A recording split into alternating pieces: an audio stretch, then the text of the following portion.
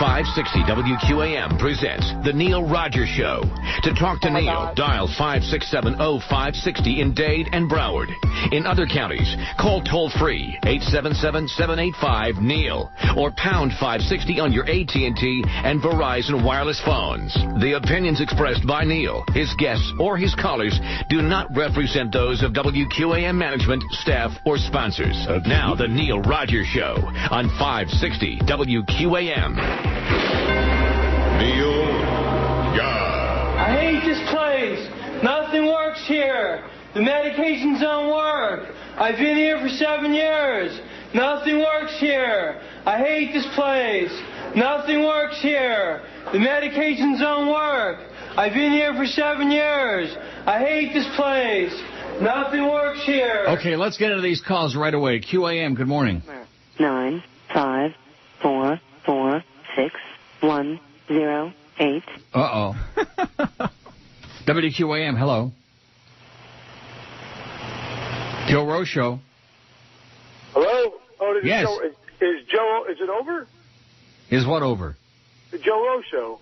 This call? Yeah, this call's over. Is it over? Oh, my God. See, how psychic can you be? You know, I knew it was for Joe. Let's see if line 11 is for Joe or for me. Joe Rose Show, hello. Yeah, do we have time for any more bids on the helmet? How much you want to bid? $550. $550. What are we going to do with this call, Flea? Hang on. We'll have somebody pick you up, okay? Okay, we'll have somebody pick you up. Hold on. It's on line 11. Okay. Wouldn't it be something if the winning bid on that thing winds up on this show? Well, wouldn't that be a feather in my cap? That'd be awesome. That would really be something. That would be compelling, I'll tell you that. Well, here it is. It's a Thursday. We got Flea in the room down there, and he's, oh, boy, bitchy this morning. Nothing works. Oh, yeah, I played that just for you. Thank you. And it makes me feel so much better about life that I'm not the only one kvetching and moaning, oh, gee, the phones don't work, nothing works. I don't want to say it was like a little bit of a premature evaluation, this whole move operation, but, oh, boy. It was not, like you say in the steak business, well done. Am I correct? You are absolutely correct. Absolutely correct, sir. I have no life. Absolutely correct, sir. Well, we're doing the best we can. Flea will be on next week with Josh Cordes. I'll be on vacation. And then after that, it's going to be the summer schedule, which I'm not giving up. No. Oh, no, I'm so disappointed to hear that. Oh, who's going to pick up that line 11? Is somebody connected? Maybe Zach? Well, I just text Zach. I can't see him, so I just text Zach him. W. Krantz. Hey, Zach, pick up line 11. Have they got the same lines in there that we got or different lines? Yeah. I have no idea. I don't think so. I think it's different. Yeah, I think their lines are all 5, 6, 7. But he should be able to pick up line 11, I think. Pick up line 11, Zach, if you can, if it's blinking in there. Zach W. Krantz, who's starting to look like a movie star now, is what I'm hearing. Is he? Is he starting to look like a movie star? Well, I guess Dom DeLuise was a movie star, wasn't he? Oh, wow, what a shot. That was good. See, your lines are much better when you're like caustic and hostile like me. Yeah. Come up with much better material. Dom DeLuise, and who's the other guy that I keep forgetting his name? The Cajun chef? No, not Paul Prudhomme. Yeah, that's even worse than who I was thinking of. WQAM, hello. No change. Now, what was that feedback all about?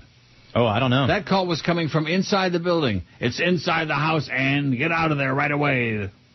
Remember when a stranger calls? You didn't see When a Stranger Calls with Charles Durning?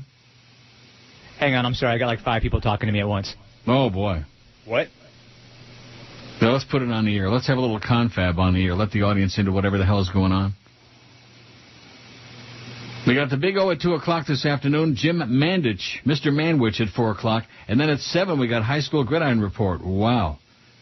From 7 to 8. Then 8 to 9, we got DA. And then we got the NBA Finals, Game 4, 9 o'clock tonight.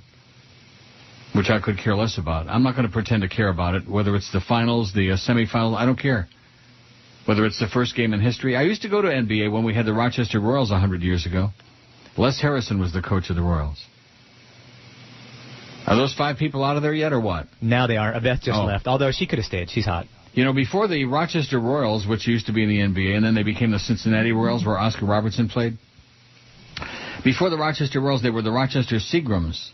And in the 40s, my uncle, Muggsy Solomon, was one of the first coaches of that team. Did you know that? Muggsy, huh? Yeah, he was a bookie, Muggsy Solomon. A bookie Aaron, named Muggsy, wow. What? A bookie named Muggsy. Yeah, how unusual. He was a good guy, Muggsy Solomon. And then he married this big shiksa. At any rate. You know, he sounds tough with a name like Muggsy, but then you get to Solomon, and it's not so intimidating he wasn't anymore. Tough. He was definitely not a tough guy. He was like pudgy, you know, right. Like me. Fat and pudgy. WQAM, hello. Hey, Neil. Yes, sir. How you doing? Hey, Neil, this guy, Flea, he stinks, man. Yeah, stink this. Call again in a month, okay? Every day you call and say the same crap. Get some material. Go out in the woods and look around. Find you some material. Nobody's picking up line 11 yet. I sure hope that guy was not for real. Is anybody picking it up or doing something with it or what? Well, Zach said he did pick it up. I don't know what's going on now. Oh, maybe. Well, are you still there? Yeah. Hold on, please. I guess he's still. I'll get his name and number during the break. Yeah, you do that, please. Okay. Do that for Joe and for Daily Food Bread Bank. Yeah, because it's a good cause. Daily Bread Food Bank, however that goes. Mm-hmm. Okay, let's get into it. I didn't realize we'd be taking so many calls right away. The phone is still screwed up badly, by the way, but we are told that one of these days the phone company is going to get it all worked out and the lines will roll over and they'll all ring and it'll be like a real radio show. Isn't that what we were told? Oh, yeah. Your equipment, on the other hand, is really screwed up. Oh, it's great. I was dropping F-bombs left and right this morning. Really? Oh, yeah, that's true. When you first came in here, they were all over the place. I was a little fired up, wasn't I? Too bad we weren't on the air. We could have had a long vacation. Yeah, permanent. Long vacation. Rich in Orlando says, don't the last two choices on the poll overlap? Well, what's he talking about?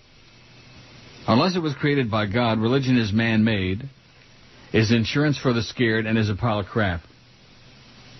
Well, I don't know what you're talking about, Rich, but it's a pile of crap. He says, my alternative is to wear asbestos underwear. Yeah, if you go to hell, you better be wearing some asbestos underwear. The Dow's up 77 points. We ended on a really good note yesterday. And you're saying today that you're pretty sure it was Petey Lenny wrote that hostile, hateful email? I'm just referring back to his writing style of emails. Mm-hmm. Because you said yesterday, after George said that he was sure it wasn't, you said, oh, no, that wasn't him. I wouldn't think he would take a shot at George, that's why. Oh. I thought they were buddies. Well, a lot of people think that they're buddies, and then they find out, maybe not. Maybe not behind my back. Petey Lenny. It was the ramblings of a disturbed individual, and if anybody I know in that place is really deeply disturbed, that's one of them. Right. Well, let's see how we wound up with yesterday's poll. 1,026 votes on the poll. What would happen if George and Neil were on different stations at the same time? Now, before I get into the poll result, let me ask you, which line do you like better? Neil is mailing it in, or he hasn't really tried in years, which I guess LeBastard used 2 nights ago. Which cliche is better? Mailing it in is so cliche, I think I would go with the other one. You haven't tried in years. Oh. What would happen if George and Neil were on different stations at the same time? I'd listen to Neil, 502. I'd switch back and forth depending on my mood, 236. Who cares as long as George makes his 75 grand, 143. It would be stupid, 66. I'd listen to George, 54. And it would make for fun ratings book days, 25. I remember when rating book days used to be fun, before this new method. But I'm not going to talk about it again because, oh, geez, not more on the weeklies. Oh, boy. Yeah, that's right. I'm not getting into it. The guy's still on hold, by the way, in line 11. Yeah, I'll pick him up once we go to break. Oh, once we go to the break, well... Or I can just turn my mic off and pick him up now if you want. Yeah, that would be nice. Okay. Go ahead, please. Because the guy, is maybe sincere and maybe it's a legit offer, and the guy's going to get really disenchanted and be on hold forever. He's trying to do a good thing. Here's the current poll, and this is an oldie. We've done it a couple of times. I realize that. But you people aren't sending any new polls in. And if you think that me, at my advanced age, my feeble old mind, I'm going to come up with new polls, forget about it. I mean, once in a while. Religion is blank. A bunch of crap, 109. A man-made crutch for weak people, 103. Not very important in my life, 75. Moderately important in my life, 56. And very important in my life, only 32 out of 375. We don't have the Getchkis out there. That's our problem. Yeah. Oh, you already done with that guy? Yep. And what was just on line 12? I think I accidentally put that one on hold. Oh, my God, that was scary. I thought maybe Dave Johnson was calling in to redo the Belmont pick. You might want to. Here's Dave. Oh, Summer Bird. I like that one. I think he's got a shot. Yeah. That's what we're going to start doing from now on. We're going to do the Triple Crown picks after the race. I told you, years and years ago, back in Michigan, back in Detroit, I had a friend, a goofy guy. I went to college with at Michigan State. He and his brother were the ones that got me into going to the track for the first time, Hazel Park. Fall of 1960, I want to say. And the first horse I ever bet on was a horse called Eldora-Jenko, driven by the late Don McElmurray. It was number 9. I bet $2 to show, and he won the race. And I collected $2.60. Nice. At any rate, so I started going to the track with this guy, John Sobel. And after every race, he had the winner. I told you the 7. I told you. After every race, he and before the race, he would talk about every horse. I think I like the 3. The 4's got a good shot, And then after the race, I told you, like that. What happens when you walk up to the window and say that? I told you the 7. Nothing. Oh, I got so many stories, but nobody cares about racing. I went to Jackson Raceway one night to bet on a horse named Bucky Dale, driven by my favorite driver, 70-year-old Francis O'Hare. And I went there with a college friend of mine named Don Meldrum, also from Detroit. And Meldrum was one of those guys who always knew better than everybody else about everything. And I'm getting ready to go to the window. I'm losing my ass that night, and we finally get to the race with Bucky Dale. I'm going on to bet 50 to win and 50 to place. And the horse is like, 7 to 1, $16 horse. And I'm just on the way to the window, and he comes running over. Oh, did you bet yet? I said, no. Good, because the one teller told me it's a boat race, and the 7 is going to win. And I listened to him, and instead of betting my Bucky Dale, I bet the 7, 50 to win and 50 to play. The 7, by the way, is still running. This was 40 years ago. 45 years ago. And, of course, Bucky Dale won the race and paid $16. There's a long ride home back to Kalamazoo, by the way. I bet. And $16 back then is probably like $5,000 today. No, not like $5,000, but $16 is a pretty good price, And 50 and 50 would have been, a few $100. Oh, they just told me it's a boat race. The 7's going to win. Yeah, boat. Get the oars out, Meldrum, you jackass. Oh, boy. Those college days, they're really something else. We had one kid from Owasso, Michigan. I don't remember his name. He had never seen a Jew before. Yeah. Wow. Al something. From Owasso, Michigan. He never saw a Jew. And when he discovered I was Jewish, oh, my God, he just went nuts. And then he started deciding that I looked like his uncle or something who he hated like poison, and he kept trying to smother me with a pillow. Every time he'd come into our room in the dorm, he would, grab a pillow. Oh, you look like Uncle whatever, Uncle Schmendrick. Isn't it amazing how people live these cloistered lives? It all depends. It's just the luck of the draw, where you're born and who your parents are and et cetera. Where you go to school, the kind of people you hang with. It's all just blind luck. Got a few emails here, not too many, and no long, magnificent, compelling emails like yesterday. Boy, at the beginning of the show, we had some really heavy-duty crap yesterday. Nothing from John Mainelli today, by the way. No follow-up. Oh, that's a shame. Yeah.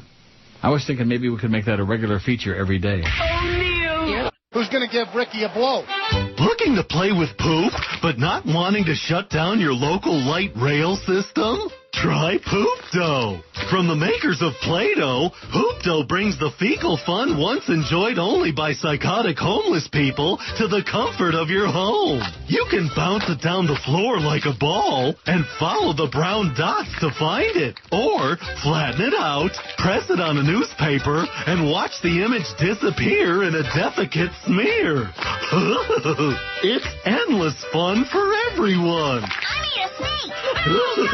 Poop Dough. It's Fekalicious. Available in 3 colors: Backdoor Brown, Dysentery Dirt, and Montezuma's Revenge. Here I am at my advanced age, and I'm just thinking I've never had in my lifetime any fecal fun. Really? Have you? I guess it depends what you mean by fun. Yeah.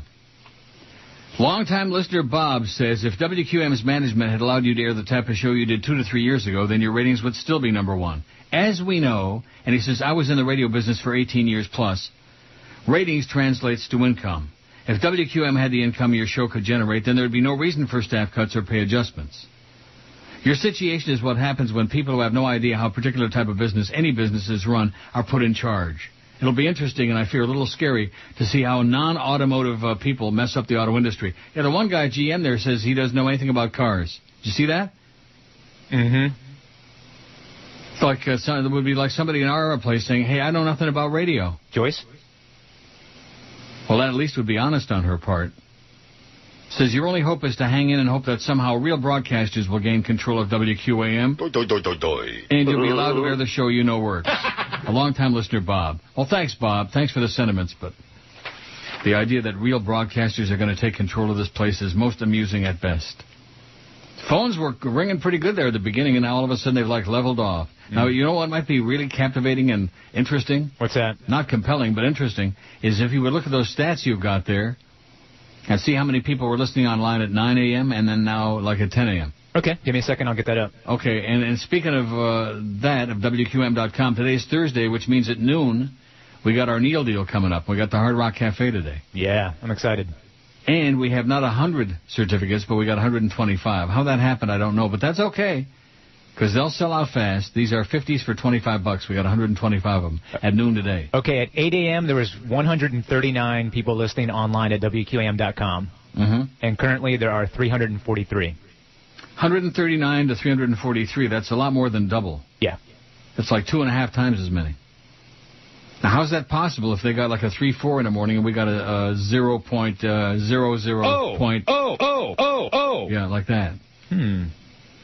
Something is suspect there. Something is wrong. Something is very terribly wrong.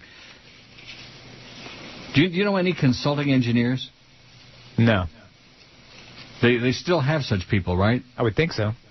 There used to be a guy in Michigan by the name of Hal Munn who was a real religious nut. He owned a station in Hillsdale, Michigan. He owned a station in Coldwater and one in Ypsilanti. I worked in Ypsilanti for him for about 2 weeks with Johnny Meter. Ypsilanti, Michigan. Now, there's a place. Wow. You ever been to Ypsilanti? No. Don't. It's from Detroit, like west of Detroit, on the way back to, like, you know, Lansing or Kalamazoo or somewhere like where there might be human people. Ypsilanti. What a toilet. And I interviewed Bert Lahr at Kmart on that Ypsilanti station. And I got to be honest with you, other than the Cowardly Lion in Wizard of Oz, and the fact he was a comic, I didn't know anything about Bert Lahr. But the interview went well. It went okay. And that's something when you're sent out, like, as an assignment to interview somebody and you don't know anything about them. Yeah. Hey, go out and interview Moishi Pupik today at 2 this afternoon. About what? Oh, whatever. You know, come up with some interesting questions. Bert Lahr. He must have been close to death back then. He looked like it. WQAM, hello. Neil. Yes, sir. Good morning to you. I've been at the loop for about 2 weeks. Can you give me an update on where our friend Mr. Rodriguez is working, if not at all? He's not working anywhere yet. Oh, that's very unfortunate. Yes, it is. Hopefully he'll pop up somewhere, and when he does, I will be tuning in to him as well as you. Okay. Thank you.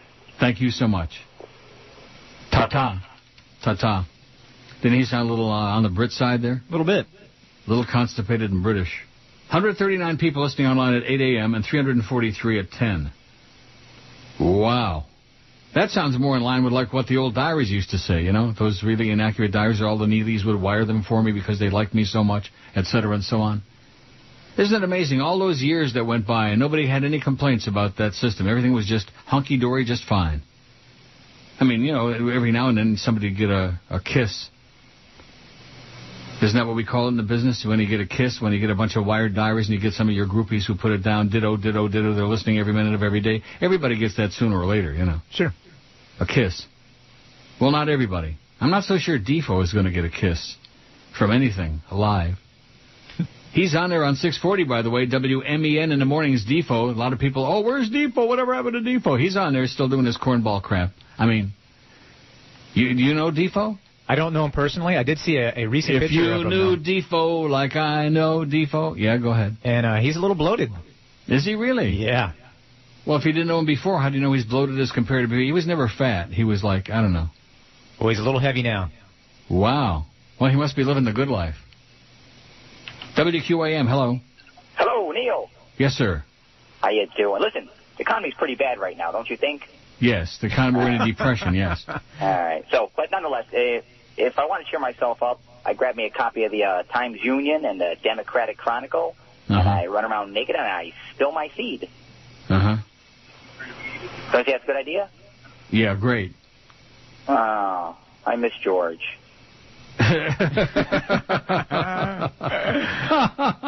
That's one of George's people, no question about that.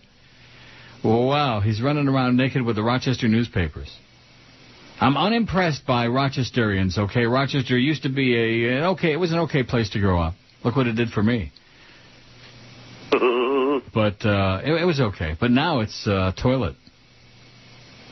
The Dow's up 79 points. It was up 100. It was zooming up there for a while, a couple of minutes during that last break, and now all of a sudden it's, I don't know, kind of leveling off. 414 votes on our religion poll. I wish we had a better poll than that today. That's a crappy poll. Maybe somebody will send us in a good poll for tomorrow. Do you think? I doubt it. Now, what are you going to do next week with the polls? Are you going to put polls up there or what? Yeah, I have some ideas for some polls. Do you? Good. Yeah. Because and the bedtime stories, am I still going to have to do those next week, too, on vacation? Because I always did that when George was working. I guess. You guess? Okay, I'll handle it. I mean, if you tell me what to do, I can take care of it. No, I'll handle it. I'm not really so sure that many people read those anymore, unless it's about, me being on the verge of getting blown out or George getting fired or about Randy's off the air. If it's something about radio, then we get a big, big readership. Now, that's interesting, by the way, because, oh, look at that. Greg Budell says, did you hear Lums and Davies closing down? No more Ollie Burgers. Walter Sabo and Harry Penis are monitoring you today. You were whipped up into a frenzy yesterday. Well, good. More BS from Greg Budell. And here's one. You'll never guess who this is allegedly from. Stormy. Wow. How you doing? Listen, I heard some things about you talking crap about me again. I heard you even had a poll to see if I was compelling or whatever that means. I'm tired of being belittled by your punk ass. I'm not like these other losers you be ripping all the time. They just take it, I guess. But don't be ripping me, man. I ain't going to take it. I got a lawyer, may open up a case against you. I got people at bars and Marlin games telling me, yo, Storm, that Neil's been ripping you again, man. I don't want no people coming up to me saying all that. I got good relationships with Joe Rose, and you to be bugging and all the damn time like a damn girl, says Storm. UB. Yeah, UB. Well, it's purposely written like that, in case you hadn't noticed. Because it's not written by him. It's written by some white dude trying to sound like, Right. Like some inarticulate black person. That's what that's written like. Stormy. We were talking about you before, Stormy, off the air before the show, and about how you're killing the radio station. 1026 at 560 WQAM. Oh, God. I'm over corporate to further demolish the Neil Rogers Show so we can finally get sports in that time slot and fail even further. The following songs are banned from airplay because I feel some of the instruments used come too close to a fart sound. Like this one here.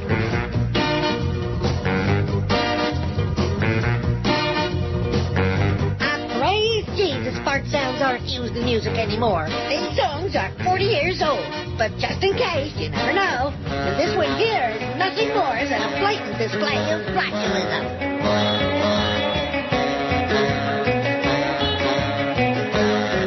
This to me is a one-cheek snake. I don't care how much money I gotta spend. I think it's disgusting for anyone to fart in front of a microphone. Like here. I didn't notice it before, but I found this particularly disturbing. Oh, I'm aware of the dissenters who tell me it's just a saxophone. But what do you call this?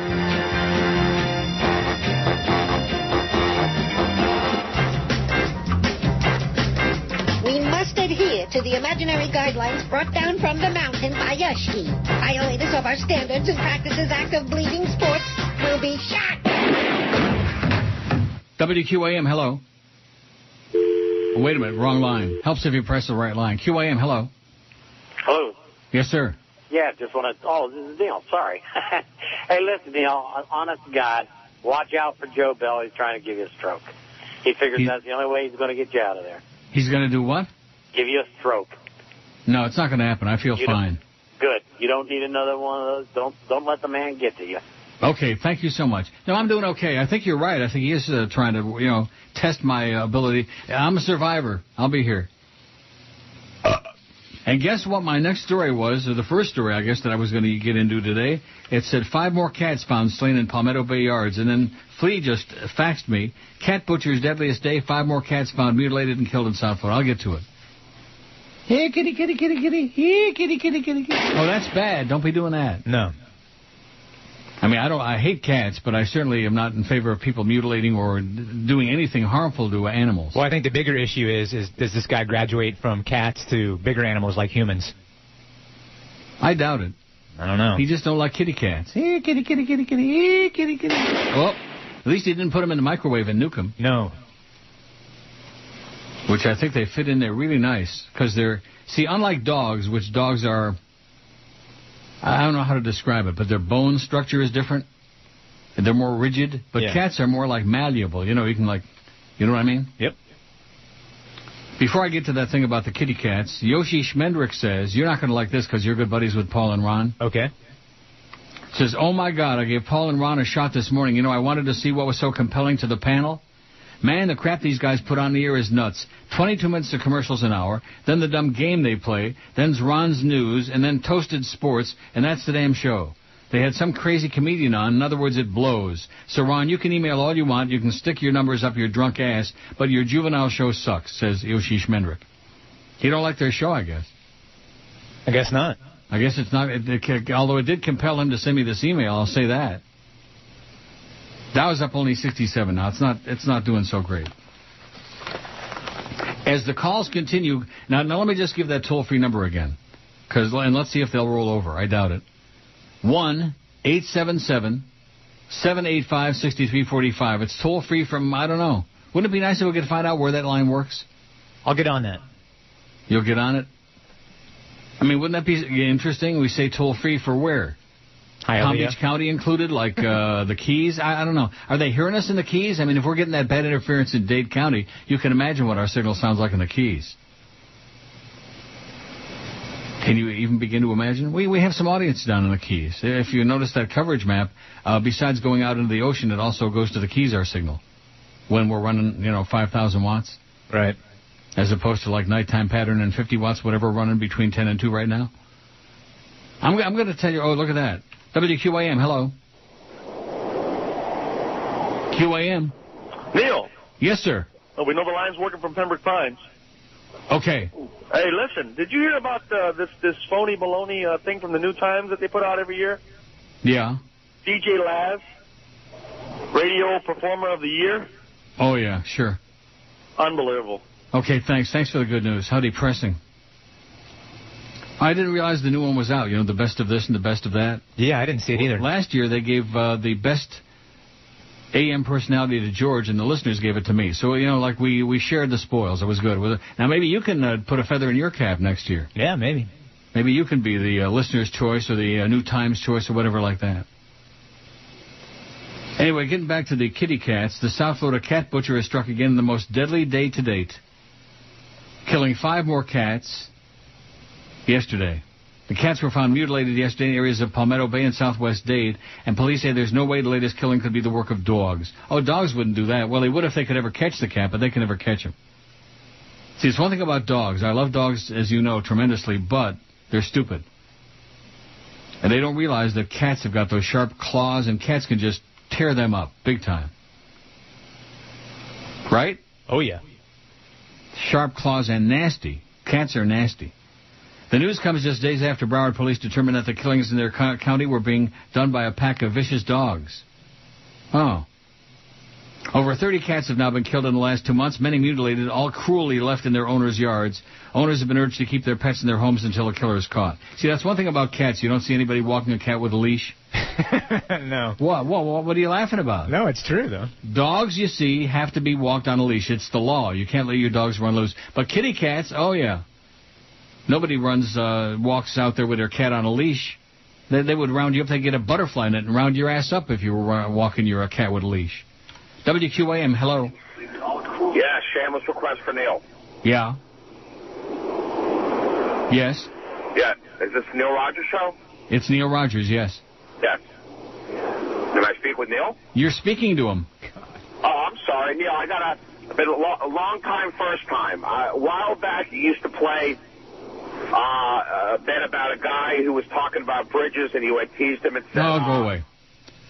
One owner who found his cat dead yesterday struggled to comprehend the carnage. It's shocking to see that because we love our cat, owner Roy McKinney said. Somebody would do that. It's hard to say what else they would do. That's what you're thinking. Mm-hmm. They start with kitty cats, then they move on to people. He probably started with, like, lizards and frogs first and moved up to cats. Yeah. I think, what's his name? I think Bundy did that. Didn't Bundy start with, like, I don't know, tadpoles and then move up? Yeah, most of your serial killers do that. I started with tadpoles when I was a kid in elementary school. We used to call it elementary school back in my day, really old times. What do they call it now? Elementary school. No, they call it middle school or something. Well, middle school used to be junior high. Really? Yeah, it's like 6th, 7th, and 8th grade. And now they call it elementary school? No, elementary school is kindergarten through 6th grade, yeah. Right. And then middle school is 7th through 8th, and then high school is 9th through 12th. Oh. Rewards of over $12,000 have been offered in the case, which has several police departments actively investigating the sadistic murders. Sadistic murders? Somebody at the Herald put that in there. Sounds like an editorial comment to me. Cops were collecting evidence yesterday at McKinney's house, trying to gather any info to help find the butcher who has the neighborhood on edge. To me, it's somebody who's got major problems. To live in this community, I'd be worried, McKinney said. Somebody's got major problems. Maybe they have Stan major problems. Maybe Stan owes them money, too. Stan Major, Stan Major. So there's that story. 8 o'clock, we had 139 people listening online, and 10 o'clock, 343. Shove that in your buddy's puss and just tell him to chew that up and spit it out. I'm serious. You better start graphing these. I mean, I don't ask you to do a lot. Yeah. And you've been great. No, it's easy. This thing goes back 90 days. Yeah. So it's easy to graph. It graphs itself. And is it pretty much the same all the time? Well, what if you go back? Let's go back into, I don't know, March, when we had that great winter book.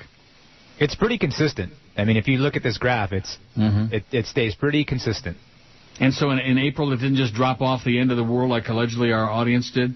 See, I don't want to continue banging out that new rating thing, but it's bogus. Okay? Right. What does it take, like Junior Walker and the All-Stars would say, what does it take to convince the powers that be that it's a bunch of crap? All right, here you go. March 16th, 445 people. March 18th, 449. This is the noon hour. March 19th, 432. March 20th, 396. Then you go to March 21st, which would have been a weekend, 75 people. Yeah, well, nobody's listening on the weekend unless they're listening to the archives. Right. So, okay, now what about April? In April. April 10, say. Okay, April 7th was 441 was the peak, which is in the noon hour. How is that possible?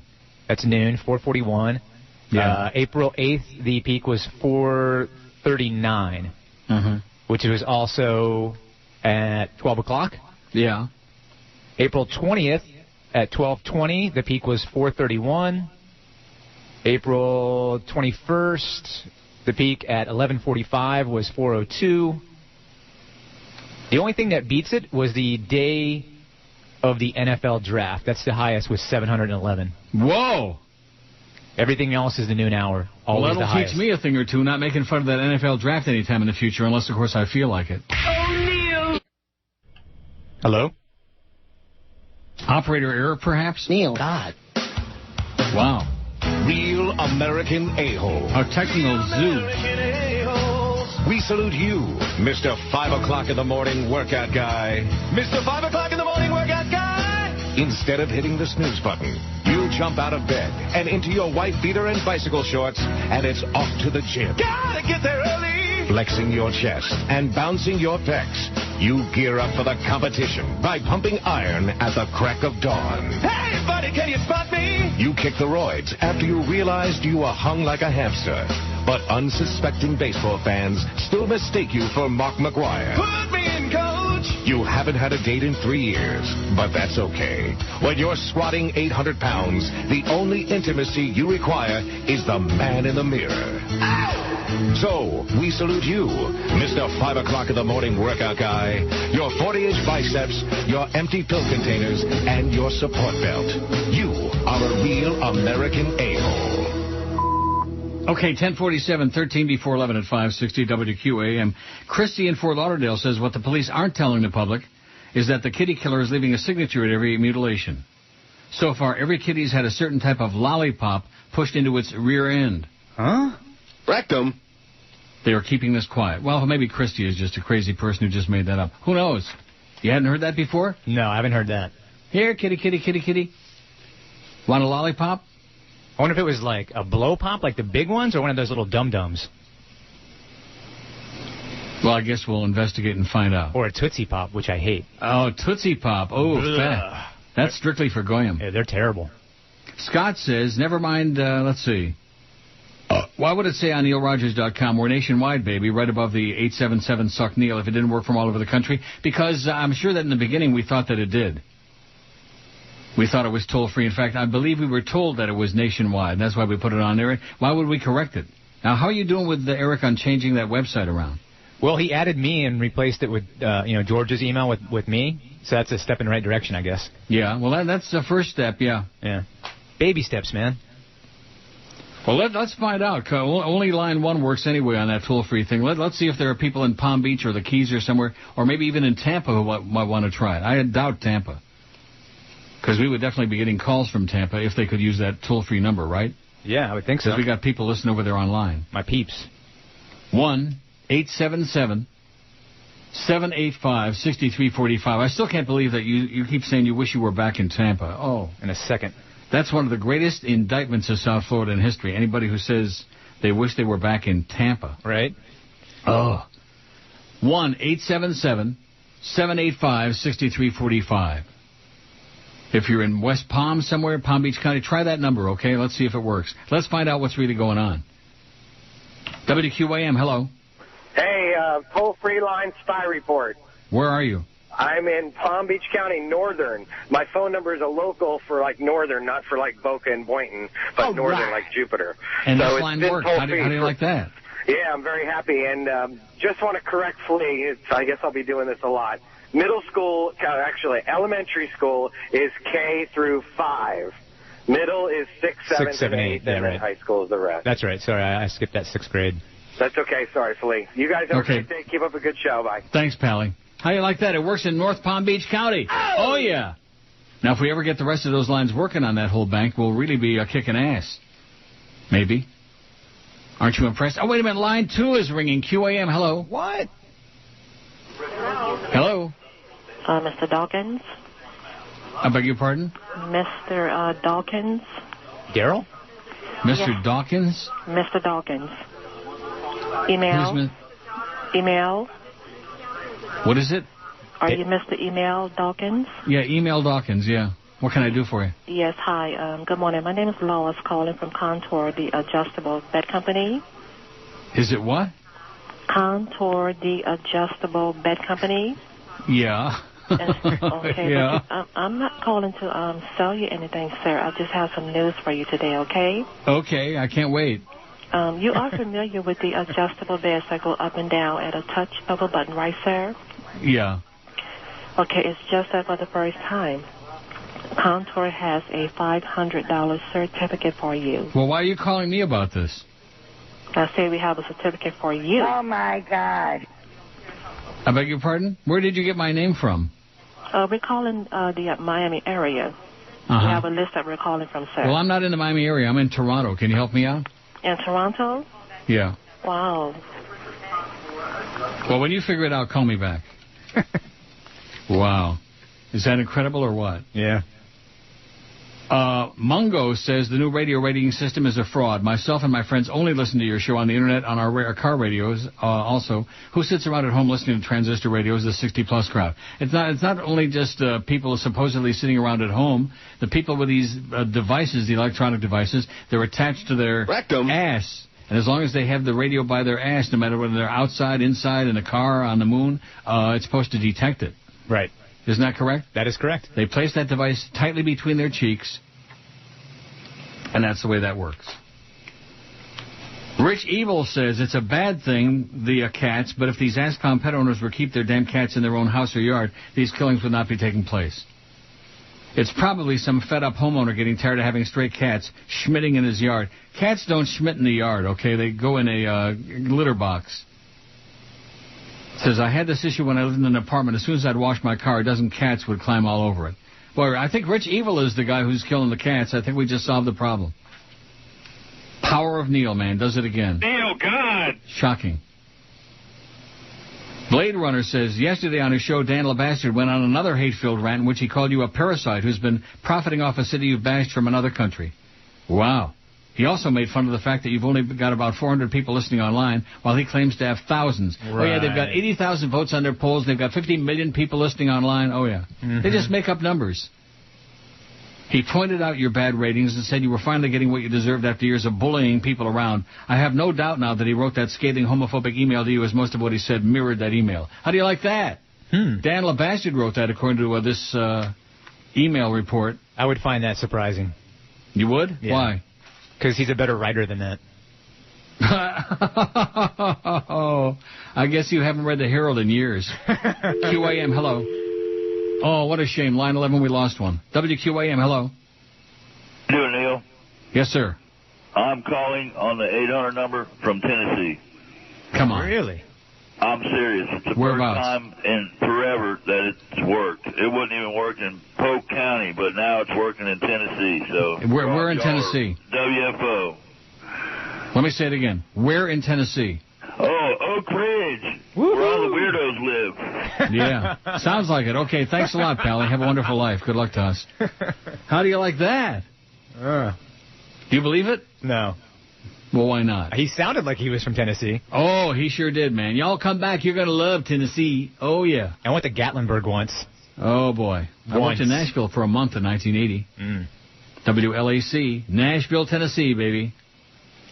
Wow, what a strange place, Tennessee. Really strange. Gatlinburg. Well, he might have been legit. Let's see where this one's from. QAM, hello. Hola. Neil, spy report. Yes, sir. 877 line from Jacksonville's working, so. Wow. You're in Jacksonville? Yeah, you're making it all the way to North Florida. All right. We're nationwide, baby. Maybe we're going to get some calls from, like, Seattle from the Space Needle. You think? No. From the CN Tower in Toronto? Maybe. Wow, wow, wow. Jacksonville, Tennessee. Oh, all the high spots. Oof, Jacksonville. Another pit. No, come on. Jacksonville, Florida is to the U.S. what Hamilton, Ontario is to Canada. What Gary, Indiana is to the U.S. A lot of smokestacks, a lot of steam, a lot of pollution, a lot of crap. Nothing good, just a lot of crap. Made me think of that game where Jacksonville beat the Dolphins. What was it, 67-3 or something like that a few years ago? 62 to something, I think. Yeah. 63-7, I do believe. Something like that. Some embarrassing number. I don't know. This is the Neil Rogers Show. This is your brain. Rock solid. Any questions? Sport holes are talking about Ricky and Ron and LeBron. They want their man.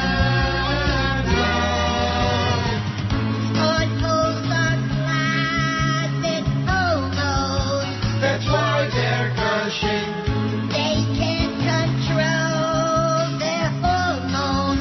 It's red or nothing. Ronnie, Ricky, Ronnie, Ron and LeBron. Ronnie, Ricky, Ronnie. Sport holes are talking and squeezing and longing for you. They want your fan.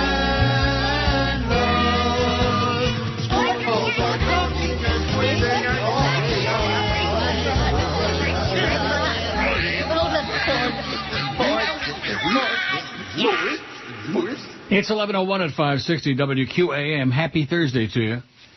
Bob in Naples says, sometimes your show has a ghost from Cuba in the background. Sometimes there's just white noise. Sometimes when the air is clear and relatively dry, we get a great signal over here in the fatherland. P.S. I deeply appreciate George's work on your show, but I think Flea is doing just fine. How do you like that? Oh, we're fine. All right. P.S. number 2. Those phony ratings are a ploy to breach your contract. Spend the money for an investigation and follow up with a criminal complaint, says Bob in Naples. Oh, woo! Spend the money for investigation and follow up with a criminal complaint. How do you like that? That's interesting. A criminal complaint. This place is a crime, I'll tell you that. How's that poll doing, by the way? I again apologize for a really crappy poll. 495 votes. Not that it's a bad poll idea, but we've just done it a million times. Religion is blank. A man-made crutch for weak people, 140. A bunch of crap, 133. Not very important in my life, 96. 98. Moderately important in my life, 75. Very important in my life, muy importante, 49. Out of 495 vote. You're not impressed? I am. It's obviously not important in your life because you're like, I don't know, you're like animal, vegetable, and mineral. Yeah. You're neither fish nor fowl. I voted for a bunch of crap. Yeah. WQAM, hello. I'm your friend. QAM, hello. Neil. Yes, sir. Spy report. Yeah. This is Jeff. You're coming in loud and clear. Where? I'm in Havana, Cuba right now. Yeah, you ought to be. You ought to be. Yeah, hasta que me olvides. Get out of here.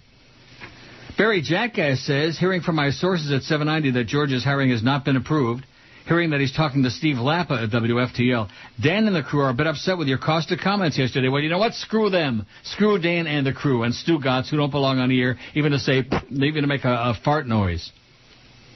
Who the hell are Dan and crew? In other words, they can go on and rip me an ass every day, which I don't mind. Go ahead, have a good time. But if I respond, then they're upset with my caustic comments. They suck. They're an embarrassment. That whole operation over there. I would say that radio station, but it's not a radio station. It's a lease. They don't even own the damn thing. It's a lease from Lincoln Financial. It's Dennis Collins at his most embarrassing. Nice going, Dennis. You're really doing it. Eric says, I fought off a homeless man for the New Times for the best of Miami 2009. I could go online and get it, I guess. Or you could. Best TV anchor, Joel Conable, NBC6. Best TV reporter, Q McCrae. Sportscaster, Kimba Bocamper. Oh, my God. Oh, my God. Best FM radio personality, DJ Laz. AM, Victor T. Curry. Who's that, Victor T. Curry? Is that Bishop Curry? I don't know. On the Haitian station or something like that? They always do that esoteric kind of crap. That's not picked by the audience. That's picked by the staff of New Times. They always pick something artsy-fartsy or off the wall, like that. Victor Curry. Are you Googling it? New Times? I am now. Best of 2009. See, that lists only the things that New Times is picking, not what the readers pick. Like their nose. Boz says there was a horse track on Route 12 in Michigan near Clinton. I never heard of Clinton, Michigan. Did you ever go there? How could I have ever gone there if I never heard of it? The restaurant is still there with all the pictures, but no more track. I have no idea what that is. Maybe somebody in the audience knows. Maybe we'll get an email or a phone call or something like that. WQAM, hello. Hi there. How are you, buddy? Hey, man. WQAM, hello. Hi, Uncle Neil. Yes, sir. The waves are gone from the downtown area. The waves they've had. I don't know if anybody told you or not, but they're definitely gone. Wow. So maybe Jolly Joe went up there and peed on the tower. Peed on the tower, good. Yeah. Sir, I saw the movie Doubts. What? I saw the movie Doubts. And? That Meryl Streep was amazing, and Philip Seymour Hoffman as well. Amazing job. Mm-hmm. That scene when it was the two nuns and they're like kind of questioning him, that was an intense scene. Oh yeah. And also when Meryl Streep was with the little boy's mother. Yeah, that's a great scene. Wow, that was amazing. A little predictable, but as far as acting's concerned, I mean, out of the incredible. Okay, glad you enjoyed it. Thanks a lot, Pally. Have a great life. Hyman Rath says, I understand you have a vacation coming up. That's right, next week. And then it's on to the summer schedule. After everything that's gone on lately, you must really be looking forward to it. I'm sure Flea will try hard in your absence. I have one minor request. Can you do Wednesdays and Fridays instead? I have a lot of crap going on Tuesdays and Thursdays, which makes it inconvenient for me to listen. Thanks in advance for your cooperation. The answer is absolutely not. No. See, the reason that the Tuesday and Thursday thing works so great is that every weekend you have a 4-day weekend. You have Friday, Saturday, Sunday, and Monday.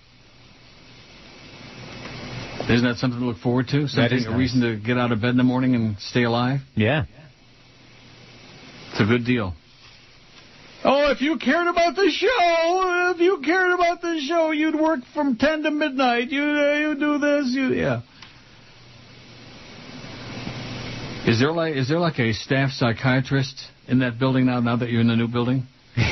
Yeah. A staff shrink? I think you could use one. There is. I don't think it could hurt. No, there actually is. His name is Jack Daniels. Yeah, I believe it. WQAM, hello. Hello, Neil? Yes, sir. Hey, I'm calling from Connecticut on your toll-free line. Come on. Yeah. This is your old pal, the UPS driver. Oh, no.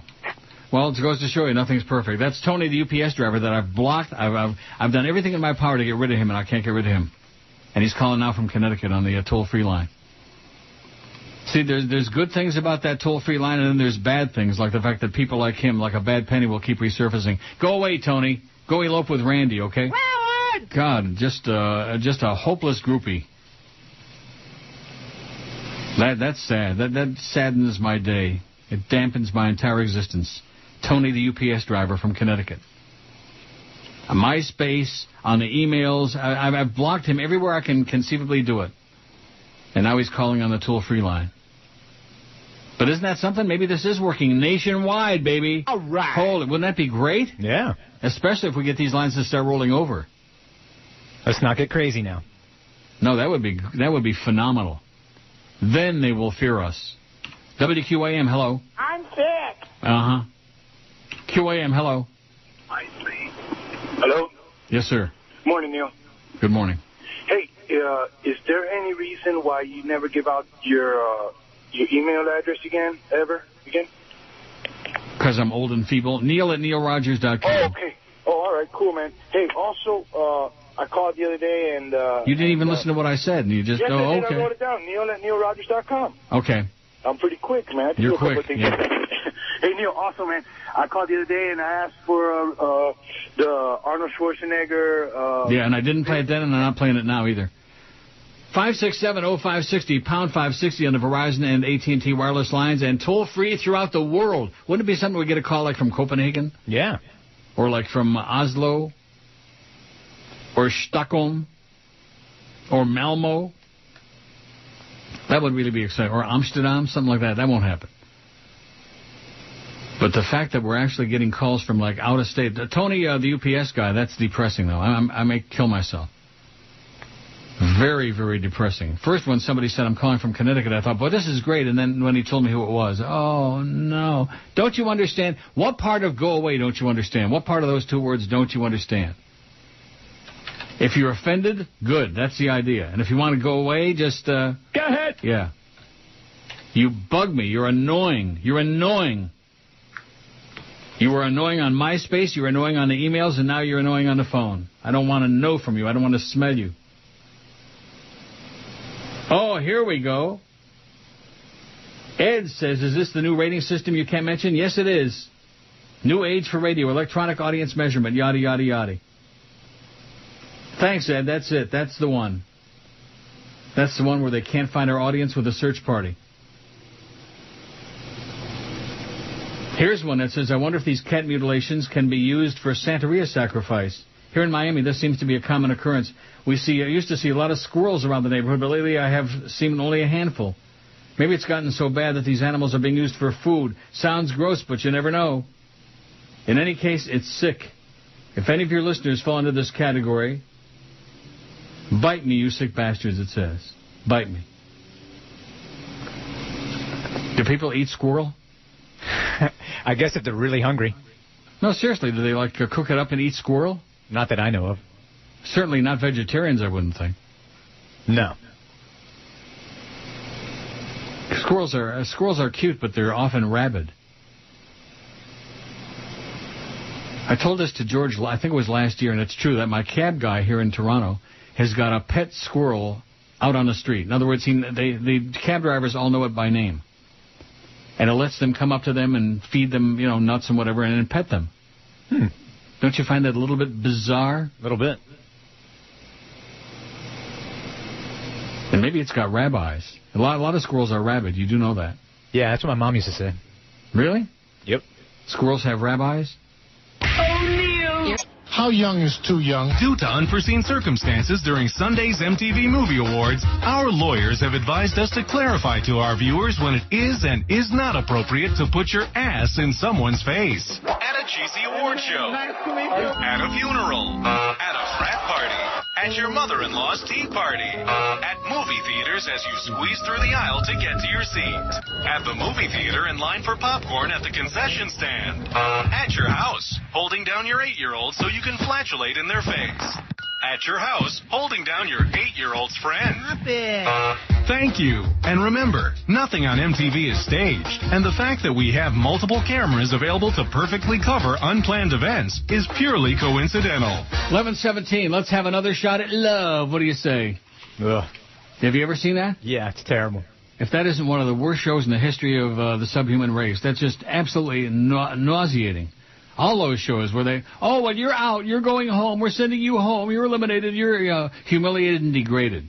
Yeah, and that chick, Tia Tequila, she's not even hot. No, she's nasty. She is truly nasty. Who the hell wants to touch her with anybody else's hand? God. But that's, fun for the feeble-minded. 567-0560, pound 560 on the Verizon AT&T wireless line. And that new all-over-the-world line is pretty exciting. 1-877-785-6345.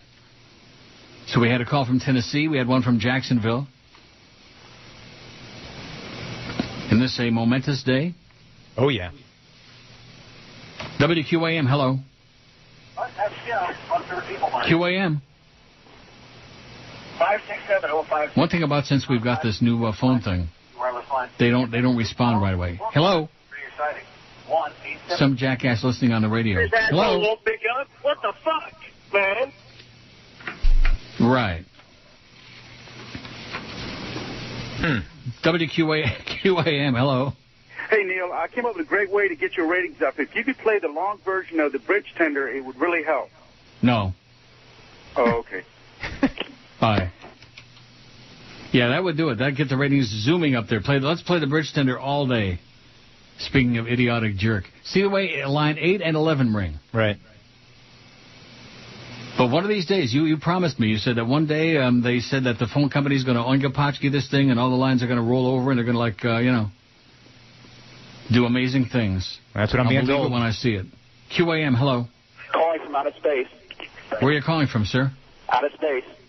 Outer space. Where is outer state? Is it got a name? Thomas Honan. What? Yeah, out of state, my ass. No, he said outer space. Oh, outer space. I thought he said out of state. Oh, outer space, yeah. I believe that. Yeah, somewhere near Uranus. WQAM, hello. Neil? Yes. You're working in Canada, too. What is it? Your toll-free number is working in Canada. Where are you? Toronto. This isn't Adam Oshmuck, is it? Yes, it is. Oh, brother. Chronic. Yep. You're not in Toronto. You're in Kitchener. I'm in Toronto for the summer. You're in Toronto for the summer? Yeah, and I'm coming down to Woodbine. Oh, boy. I was just about to say, stay away from Woodbine, Adam. Love you, Neil. See you. Okay, see ya. That's what I'm afraid of. Adam Oshmuck. See, actually, we've only got like 20 people. They're 20 emailers and 20 callers, and most of them are the same, so they're like maybe 10 people, including Tony, the UPS driver from Connecticut. Oh, that just spoiled my whole day. This could have been a pretty good day now that we find out what these phone lines are working. Good experiment, eh? It was productive. You don't think? Yeah, for sure. Really productive. Not as productive as though what you found with the Oh no, Oak Ridge, Tennessee, Clem, whose last fake name I can't read on the air. Not saying I miss George, but he would have known the call from Tennessee was from me. I like George, but he was too monotone. But I will listen to him if he shows up on a station I can get on the internet. Says Clem. By the way, you and Flea are good together. You all make me laugh out loud. Says Clem in Oak Ridge, Tennessee. That was him on the phone. See what I mean? They're on the phone. They're on the email. They're on the email. They're on the phone. Blackie says maybe somebody can get Joe Bell to dress up like a cat and roam the streets of South Florida. Half Flea, ask him what his favorite lollipop is. Oh, no. You wouldn't want to be doing that, would you? No. Shoving a lollipop in old Jolly Joe's. Rectum. That would be bad. Yeah. Even I would veto that deal. Oh, here's one from Jesus. There was a time when you made me laugh. I would change the station once you started your rant on religion. For that, I believe you are going to hell, but that's another story. I believe your show has been gutted by management, hence the ratings, and by now it might be too late for recovery. They will soon realize that George was a big part of the show. No offense to Mr. Flea. Maybe after they can you, I believe they're setting you up, you'll realize you've been grossly overpaid over the years. Come back to work, do a real radio show with George once again on another station. But you'll have to put your gay ego aside, take a substantial pay cut, and, of course, work the summers and accept 2 to 3 weeks paid vacation just like the rest of us. You've been warned, says JRC. Jesus. What exactly is gay ego? I don't know. I know, but I have one, according to him, according to Jesus. Larry says, oh, no. Larry says, when the studios are moved, I'm sure that they're still using the same antennas to send the signal out. So when somebody says the signal is good, it's BS. Well, what does that mean? I don't know. What does that mean, Larry? This is probably the same Larry who's always telling me, oh, take a permanent vacation and don't come back and like that. That's got to be the same Larry. Because it's written, the signature is the same way. Just like you were saying you identified the crap from P.D. Lenny. It's either from P.D. Lenny or it's from across the street. Right. So maybe Joe ought to call in all those Stu Gotts and LeBaster and all those guys, have a big conference on it. What do you think on that email? Sure. WQAM, hello. Calling from the nation's capital, Washington, D.C. All right. Scary. And are you sure? Yeah. And I live in Annapolis, so yesterday was a big day because they had the Holocaust Museum saying the guy was living around the corner from me. So really? Yeah. So, but you are getting the phone was ringing with that funny busy signal for a long time, but then all of a sudden it was, all of a sudden it was dialing, and I said, oh gosh, maybe it's really going to go through, and it has. It's so good. And to it talk. did. Wow, it's a miracle. It's a miracle, and here we are. I'm a stone's throw from the Capitol building, as a matter of fact. So I'll be damned. Well, don't start throwing those stones, man. No, not anymore. I used to in the prior. Yeah, the previous 8 years, I wouldn't blame you, right? Now, so. Great okay, Pally. Well, have a great day. Okay. Too. Bye. See you around, eh? How do you like that from Washington, D.C.? Wow. We should start making like a map and put pins in it, If this thing's really going to work. Yeah. All over the country. Now, do you think this is costing them an arm and a leg? If they find out they're getting billed, long distance on it, I think that's what happened originally. Oh, I shouldn't be talking about this. Uh-oh. I think originally it was supposed to be a nationwide. That's why we put it on the website. We're nationwide, baby. And then, this goes back some years. And then when Greg Reed found out that they were getting billed for the long-distance charges from all these, and then all of a sudden it was no longer a nationwide, baby. You know what I'm saying? Mm-hmm. I said it real quietly. Don't say it out loud, please. They might have a change of heart. WQAM, hello. Hello, is this Neil Rogers? Yes, sir. Hi, I have an exciting opportunity for you. We are offering our repeat customers $500. Yeah, okay, good. WQAM, hello. QAM. I hear you breathing. Barely. WQAM, hello. Hey, Neil, how you doing? Okay, sir.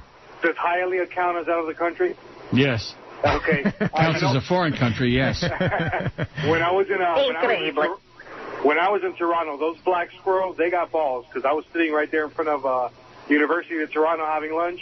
Yeah. That sucker came up, grabbed the French fries out of my plate there, and hauled ass, Neil. Oh, yeah, they're real friendly, man. The black squirrels, right. Those black squirrels, never seen them before, but whatever. All right, guys, take care. Okay, see ya. Oh. Yeah, we got a lot of black squirrels here. I don't think you got black squirrels in Florida, do you? Not that I've seen.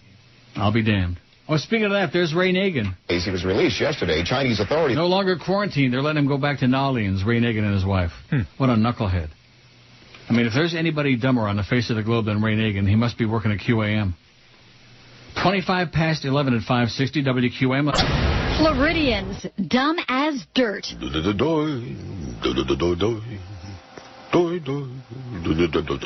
you doing? Oh, I'm producing comedy bits that won't get on the air. Cutting edge would be too funny, huh? They won't hear cutting edge no more. They're too scared. Ain't nobody been in contact with you about what's going on about anything? Not anymore. Not a peep. Then what do you do? I just keep joining out what passes to be comedy these days. Take a current hit karaoke, just change the lyrics with a couple of very safe words. Like, it's cold outside, so as you say, hey, it's cold outside. Or if it's hot outside, well, then you say, wow, it's really hot outside. Funny, huh? No. Well, you can always mix random audio drops over that old Todd Rundgren song, Bang the Drum. Yeah. bang this. So that's it? Yeah, pretty much. Outside of taking a daily headline and repeating it over and over and over again. Or you can just rattle off celebrity names, desperately straining for a laugh. Now cop a heel and scram, bub. Oh, that was it? I was just Googling New Times. Oh, yeah, I was on that.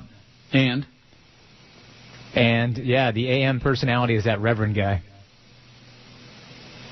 As picked by New Times. Yeah, I don't see the readers poll, though. I don't think it's available yet. Sure it is. Underneath in each category, it says it's got their choice, and underneath, reader's choice. I don't see that. Look at this. Reader's Choice, best restaurant in Broward, High Life Cafe. Wow. One of our fine sponsors. Yeah, they're good. How do you like that? Now, where do you find the radio crap? I was in Diversions. Yeah, I bet you were. Yeah, DJ Laz, best FM radio personality, which is good. I like Laz. He's cool. But AM is a little weird. And what does it say? Bishop Victor T. Curry, as one of Miami's most influential African-American leaders, Bishop Victor T. Curry has his hands full promoting the interests of his flock and tending to his empire. However, he sets aside time every day to directly interact with his followers as he hosts the Morning Glory Show, 6 to 10 a.m. on WMBM AM. Wow. Oh, but what You're you looking really for glory hole. Yeah, what you really want to catch though is Tuesday Talk, which airs at 9:30 a.m. and again and it's just that's where he really shines. It's just silly crap. Yeah. Just silly crap. That's the editors of New Times. The fake Doug says George is missed just today, just last night, just this morning. Flea is okay, even though he sounds like a little kid, even with all the bass you have on the equalization. Do we have a lot of bass on the equalization? I think so. He got my vote when he said he loves to do drugs. Neil, I was told a Gary Morgan worked for you. Did you know he died? I never heard of Gary Morgan. Did you? No. I didn't know he died, and I didn't know him.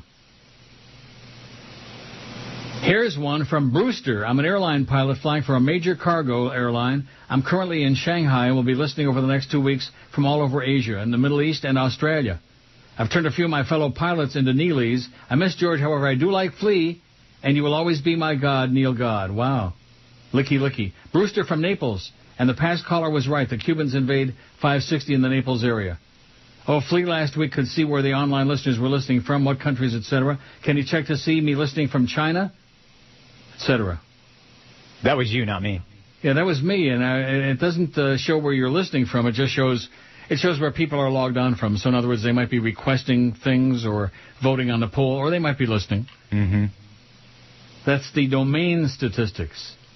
I mean, it's not really compelling, but if you want to kill some really good time, the domain report. We could do this, make it a regular segment every day. Of course, then across the street, we've got 80 million people listening in China, and we've got 40 million people. Yeah, you got squat. Keep trying to talk yourselves into, like, being a real radio station. Let's see. India, we've got 81 people in India. 72 people in the Solomon Islands. I don't think there are that many people live in the Solomon Islands. Probably my relatives. 192 in Brazil. Not listening, but, again, like I said, involved in some way or another with the website. 4 in Mexico. 31 in Pakistan. 31 in the UK. Oh, brother. 2 in the Netherlands. 1 in Sweden. And a whole bunch of others. Austria, France, you name it. Singapore, Italy, Yenemsville. And right now on WQAM.com, 446 people. Whoa! As compared to how many at 8 o'clock this morning? Let's see. 8 o'clock was 139. Oh, my God. That's because Drew Rosenkrantz was on that hour. Or no, he was on the 9 o'clock hour. He's enough to drive me away, I'll tell you that. And then when he goes into that 17-minute spot, I don't know about you. Have you ever heard of that before, having guests on the air that bring their own commercials? No. On a radio show? I mean, not that we don't want the revenue. We'll take anything. Anybody got a couple of dimes? Throw them through the door, okay? Yes, we'll take them. yes! Yeah, we'll take it. Oh, yeah. But I just never heard of something like that quite before. WQAM, hello. In fact, maybe that's the deal. Maybe if George he's got these sponsors lined up, maybe he can get his own segments on the station. There you go. WQAM, hello. This is the Archbishop McCarthy caller from the... Yeah, okay, good. From the other side. Boy, talk about bad, phony accents. My God. That could have been worse. No, that could not have been worse. WQAM, hello. Yeah, now that you can't afford Boca Brian and George is gone, now your show really sucks, you old Okay, fart. thanks for listening, though. Thanks for listening. Thanks. 567-0560, pound 560 on the Verizon and AT&T wireless line. And, of course, all over the world. How did that line 2 ring with that solicitor on there, that broad with the bed? That's a good question. I mean, it must have its own number. I would think so, because obviously she wasn't dialing an 877 number, I wouldn't think. She thought she was calling the Miami area, so she probably dialed a 305 or something like that. Had to be. 786, maybe? No, not 786. 785-6346. See what happens when you dial it. 1... Or wait a minute. Dial it without the 1 and the 877. Just dial 785-6346. 785-6346. 6346. And let's see if that line 2 rings. If it does, we're on to something. I don't see it ringing. You hear? Are you getting a ring? Let me see. Take my headphones off. No, call cannot be completed. Well, okay. Now try 1. Oh, hang on. This is pretty compelling. 1-877-785-6346. I don't think it's going to ring. But she had some number that you got through on with that bed, with that contour, that button you push, it goes up, it goes down, it goes... It's ringing on my end. It is, but it's not ringing on the phone. And it's a weird ring, too. Is it? Yeah. How weird is it? It's like... WQAM, hello. Not there on line 1. We just lost somebody in Ashtabula, no doubt. I'll be damned. Huh. WQAM, hello. Yeah, Neil. Yes, sir. I've been listening to you for so long. I got my wife's van that doesn't have satellite, and I said, oh, my God, Neil's still on the air. Yeah. By the way, why don't you go on satellite? I mean, they have faggot radio on satellite. You have a big radio. You have a big rating. Yeah, faggot radio, yeah. Okay, blow it out your ass. Why don't you go on satellite? Okay, let me hop on it. Over and over again with these idiotic, why don't you go on satellite? Oh, okay, I'll walk out the door and I'll go on it. I'll go up on the roof and see maybe there's a dish up there. And he's got a wife. Isn't that sad? QAM, hello. Hey, Neil, how's it going? Okay, sir. Hey, I'm enjoying the show, but I got to ask you, what's going on with this 790 little Civil War? There is no civil war, sir. I guess they're looking for publicity. They have a civil war going on over there. Yeah, they're the ones that they're fighting a war amongst themselves. Right. Lebitard was ripping the Sedano show yesterday, I guess. Oh, was he? What was all that about? Can you sum that up in a nutshell for me? What was all what about? Lebitard just trying to, I don't know, write some coattails or make something where there's nothing. Let me give you a one-word answer, okay, sir? You listening? Yeah, I'm listening. Crap. That's the answer. A bunch of contrived crap. Even Mr. Ego would be embarrassed. Oh, he was ripping Sedano? Yeah. You've got to be kidding me. Jorge Sedano, that horrible morning show they got? I thought George was going to be on that morning show. I guess. I thought. I don't know. But I guess not. 563 votes on the poll. Religion is blank. A man-made crutch for weak people, 180. A bunch of crap, 150. A lot of crap going around. Not very important in my life, 111. Moderately important in my life, 87. Very important in my life, 55. We don't have a lot of real religious folks out there. Can't imagine why. This is the place where the heathens meet and greet. Holy cow, Aaron's coming. All right.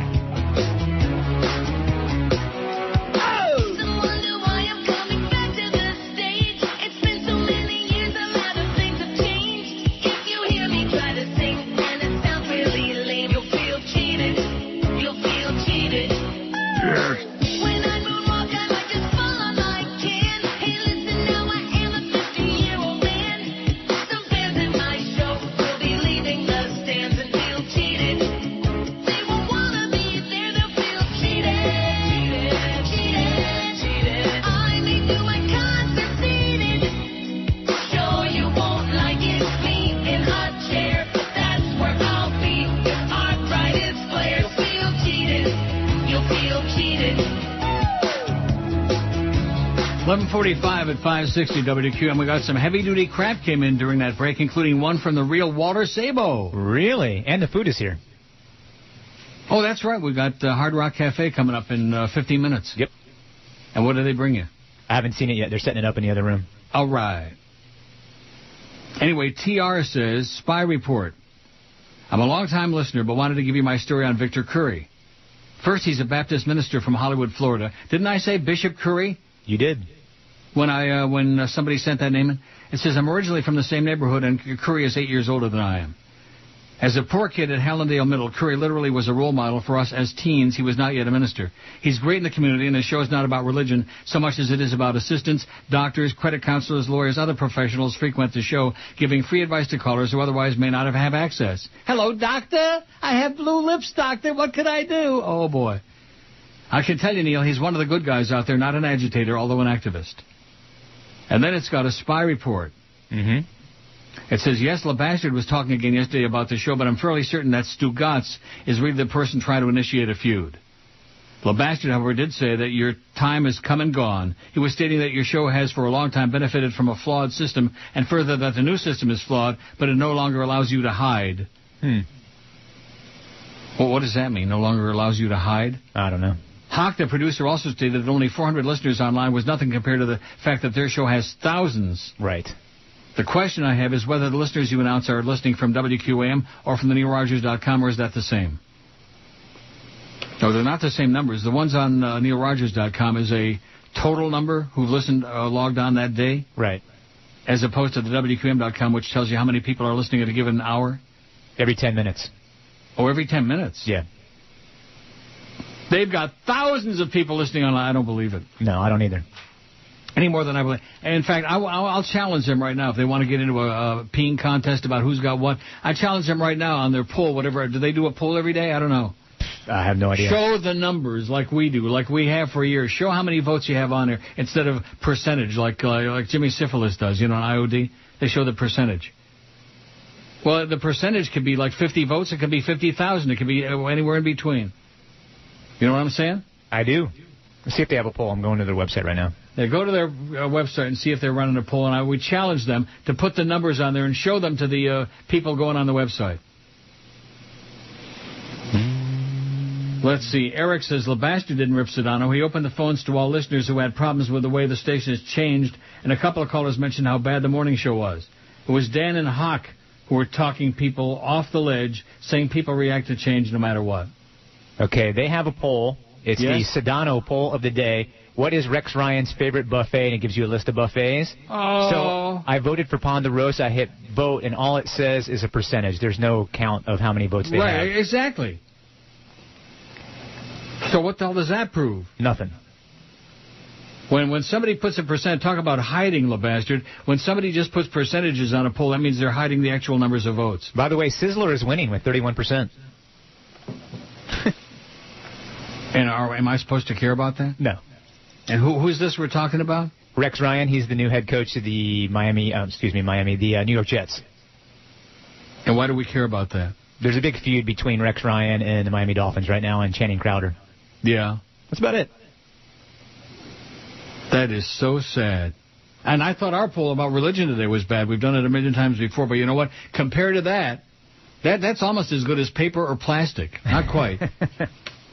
Maybe they'll be doing that one tomorrow. There's one for you, Jorge. Paper or plastic? Real or spastic? Anyway, speaking of spastic, Walt Sabo is back again. Oh, no. The new rating method. Hi, Neil. Here's how the new system works. And it doesn't mention what it's called, so I guess I can read this. A 40-year-old male with a beeper-like device gets driven to work every day by his girlfriend. It's a 20-minute commute, and she has the Coast on the radio. He then gets to work and turns on Neil Rogers. Oh, he's the one. He's sitting at his desk for 4 minutes when the office manager calls him, calls him in her office to order supplies. This takes 15 minutes. Light FM is in her office. He then leaves and goes back to his desk to listen to Neil's rants. After 4 minutes, the shipping guy walks in to tell him about a new car that was recently bought. The two go for a drive for 10 minutes while Big 105.9 is blasting through the speakers. Big 105 is blasting Aerosmith through the speakers. Well, that's good. I'd listen to that. The target 40-year-old male then goes back to the desk, listens to Neil for 3 minutes until a worker invites him to lunch at Subway. He gets in the car for a 10-minute drive with Hot 105 tearing up the subwoofers. He gets to Subway and waits in line as Kiss is on the radio store. As a result, the subject's been exposed to Coast, Light, Big, and Coast again, or Kiss. WQAM will not register as the exposure beeper is less than 5 minutes. Oh, how do you like that? Sounds right. It says, here's what a station can do. Create a partnership with Subway, Publix, Winn-Dixie, Hair Cuttery, DMV, others to have your station aired in the respective stores. Keep in mind that most beeper holders will be exposed to the stations by default. Let me know if I can be of further assistance, says Walt. Oh, this is definitely per your buddy. Mm-hmm. Well, that's informative. That's the first time anybody since this whole crap started sent me anything that was informational, useful, So that's how it works. And since he was listening and wanted to listen to this show, but he was listening for less than 5 minutes total, it didn't register at all. Right. Well, how do you like that? Evan says it's amazing how many people are writing you about what LeBastard's saying on his show. Yeah, I've had three before he goes ahead and tries to make this point. Why aren't they listening to Mandich when he's on?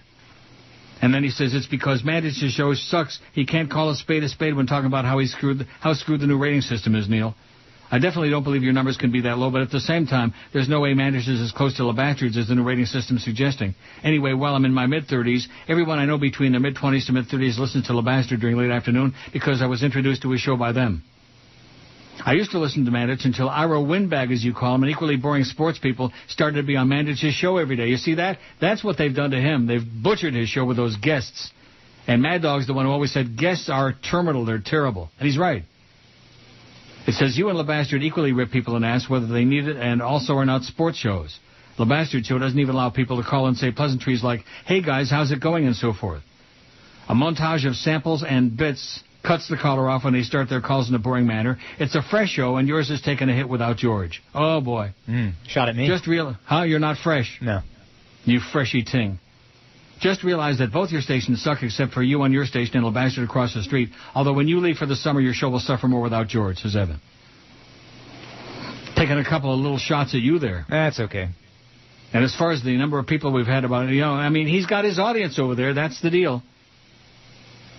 And so when people hear stuff, it goes back and forth. It's always been that way. That's what talk radio is. That's part of it.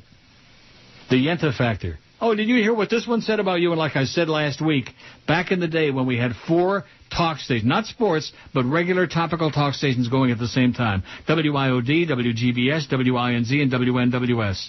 Wow. The Yenta factor was unbelievable. Oh, well, David Gold just had somebody call and say that you're a piece of crap and your show is boring. And then they would call David Gold and say the same thing. Somebody just called Neil Rogers and said you suck, like that.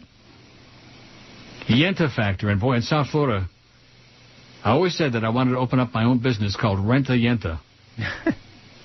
You'd have no shortage in South Florida, man. Yeah. Everybody involved in talk radio, either on the air or listening, is a Yenta. Bop, bop, bop, bop, bop, bop, bop, bop, beep, beep, beep, beep, like that, So, more power to them over there, okay? Let them do their thing. Keep convincing everybody that they've got 80 zillion people listening and they get 80 trillion people listening online, et cetera, and so on. Mm-hmm. I'm telling you the truth. I'm not making the numbers up. On my website, we have between 700 and 1,100 people listen every day online. And on the QAM website, what is it by the end? How do you know what it is by the end of the day? Because that's not a cumulative number. That's just a at that time number. It shows me every 10 minutes. Yeah. Every time it seems around 12:10 is the highest number, and it's close to 500. Around 500 every day. At any given time. At that time. But that's not cumulative. No, it's not. I don't think it has the ability to look at So let's just make it up like they do over there. We've got 40 billion people listening. It's just that at any given time there's only 500 on QM.com. Yeah, that number could be a couple thousand, but at that time it's only at 500. Right. Now, is there no way to tell the cumulative number? There may be. I'll have to get with Jen Pudsey because she's the expert on this system. I'll find out. Jen what? Pudsey. Pudgy? A little bit. Is Jen pudgy? I love Jen. She's cool. I know Jen. Do I know Jen? I think you do. I know one Jen. Well, I don't know. There's so many people, that spinning door down in the... I've never been in that building. There's Jenny, who writes your checks. Right. And then, she doesn't write the checks. Well, she sends it out. She mails them out. Right. That's Jenny. Thanks, Jenny. We got it on time this week down there. Thank you. And then there's Jen, who used to be continuity, but now she's over in the web department. Oh, yeah, I know Jen. Yeah. She's nice. Very cool. She's nice peoples. Well, anyway, we're getting a whole lot of numbers and a lot of really compelling stuff here. The thing from Walter Sabo was very, very revealing. Why couldn't we just be told this in a rational, calm way in the beginning as opposed to, oh, gee, you're number 24 in your demo. Oh, we got to change the whole show. We got to and instead of that. Wouldn't that have been a much more adult and rational way to approach it as opposed to histrionics? I mean, when Walter Sabo starts making sense to me, that tells me a lot right there. You know what I mean? I do.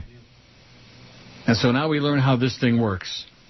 So what we're telling you is listen to QAM all the time, no matter where you go. If they got some other radio, just run away from it. Oh, no, I don't want that register in my pocket, in my ass, you know. And keep that thing very firmly between your cheeks, because if it slips out, then we all lose. Anyway, guess what we got coming up in less than 4 minutes? What? Neil's Deals. Neil's Deal. Now, what are you eating? Nothing yet. I have to go over there and get it, so break whenever you want. This is Brady Quinn. Whenever I shave my balls, I listen to the Neil Rogers 12 to 1 hour.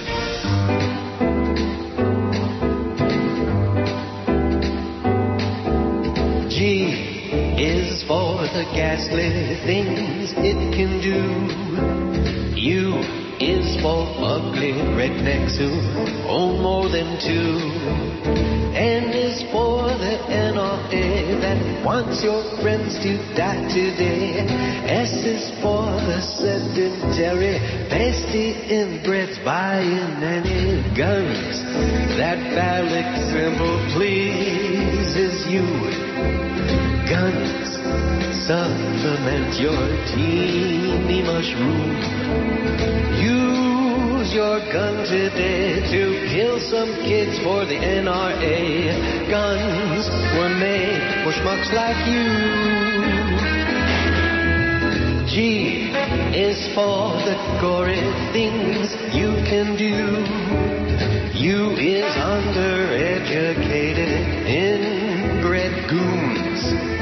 N is for the NRA, that's spelled sideways, says USA. C, easy to get more of, all the death that you adore. Guns kill anyone who bothers you. Guns will make your meaning feel so huge. Use my gun here, take it. When you clean it, please don't break it. Guns were made to kill me too. Guns are made for schmucks like you. Guns were made to kill me and you.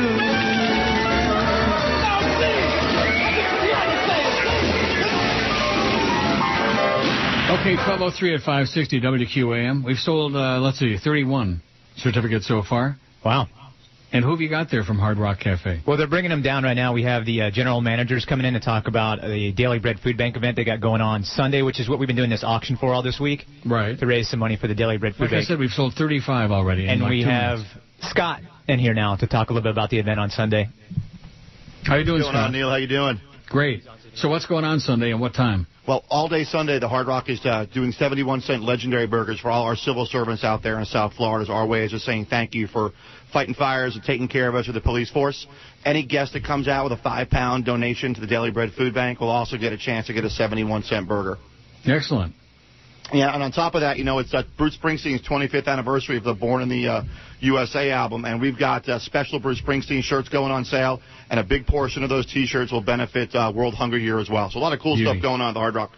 Good work, Scott. Thanks a lot. Thanks, Neil. And thanks for the food from Fleet, too. What are you eating? Well, they brought in a lot of great stuff. They brought in a Mediterranean pasta, which is like linguine with artichokes, capers, oh, that's right. red You're peppers. Not eating the burgers because you don't eat the meat. Oh, right, what a waste. I know. What a waste. They brought in a legendary burger, 10-ounce burger topped with the regular toppings, and also onion rings on top of that. And they brought in an 18-ounce T-bone. Ooh. I might steal the baked potato, though. So we sold 41, by the way, so far. Nice. Yeah, the we food still have there 84 to go, though. We got a total of 125 certificates. I beg your pardon? I've been to the Hard Rock Cafe a few times because I go there to hang out. I've been there many times. The food is good there. Yes, it is. Never had a bad meal there at all. One of my favorite things at the Hard Rock Cafe is in the food court, the hot fudge sundae. Yeah, and at the Hard Rock Cafe, they have a mac and cheese. Oh, so good. Really? I'm a mac and cheese freak, yeah. Well, of course, because you're not eating any meat. It would be really much better with some ground beef in it, though. or some bacon bits. Oh, yeah. Nothing like mac and cheese with a little ground beef. 80, we've sold 20 and 20, 45 already. Yeah, and they gave me one of the Bruce Springsteen 25th anniversary shirts. Very cool. Well, I tell you, you never dreamed you're going to get all these perks for working the show for free, huh? I know. Just the perks alone make it worthwhile. Not. Now, wait till you hear some of these emails that are coming in now. Oh, these are just hysterical. They're so funny that they're enough to make you cry. Although, let's take this call first. QAM, hello. Yeah, there's a website you can go to. It's called websiteoutlook.com. You can check how many people visit the site. Yeah. I just checked it. It says you guys get around 5,000 hits a day. Wrong. Yeah. 5,000? No, we get like almost 200,000. No, you can go to that website, Outlook.com, and check. But I think you guys get around 5,000. Well, let me ask you this. Why would I need to go to some website when I can find on our own site, when I have the statistics from our own site? What do I need to go to that for? Well, I think the number he's giving you is unique users, so it's 5,000 new people. What? Like, there's unique users and then there's page hits. And you might be looking at page hits, which would give you the couple 100,000, but the 5,000 might be unique. Request for pay. There's two numbers. Okay. Calm down. Okay, I got excited. Sorry. This is an area of expertise. There aren't too many things in the world that I know, but this is one of them. Okay? Mm-hmm. We have two statistics. Well, we have a whole bunch of them. Distinct hosts served, which tells you how many different individual people have been on there. And then there's request for pages and hits. For example, today we've had 72,270 requests, which is hits, on the site. And by the end of the day, we'll have between 150 and 200,000. We got it? I do. And the number of people listening on neilrogers.com so far today, 481. But that's all day. That's since 10 o'clock. And we've sold 50 certificates already. All right. Well, you keep your eye on that. We got still 75 to go. What a shame you can't eat that fantastic burger. That really pisses me off. Yeah, and the pasta looked really good. Well, you can eat the pasta, right? Yeah, I just got to take the shrimp off of it. Oh, you don't eat shrimp either? You don't even eat seafood? Nope. Oh, God, what a boring life. You have got to be kidding me. Anyway, here from the fake Barry Jackass. My sources at 790 say Sid will start on WQAM in September. 790 is making a play for the Big O. The guys are pissed off, expect an on-air bloodbath this afternoon. Really? Expect an on-air bloodbath. Sounds like they're looking for a promo. Sounds pretty boring. Sounds contrived to me. Yeah, a little bit. Website, what is it? Website Outlook.com. During the break, I'm going to check that. And what do? You just type in the website? Are you Googling it now? Are you checking it out? Yeah, what am I looking for? Website Outlook.com. This is exciting.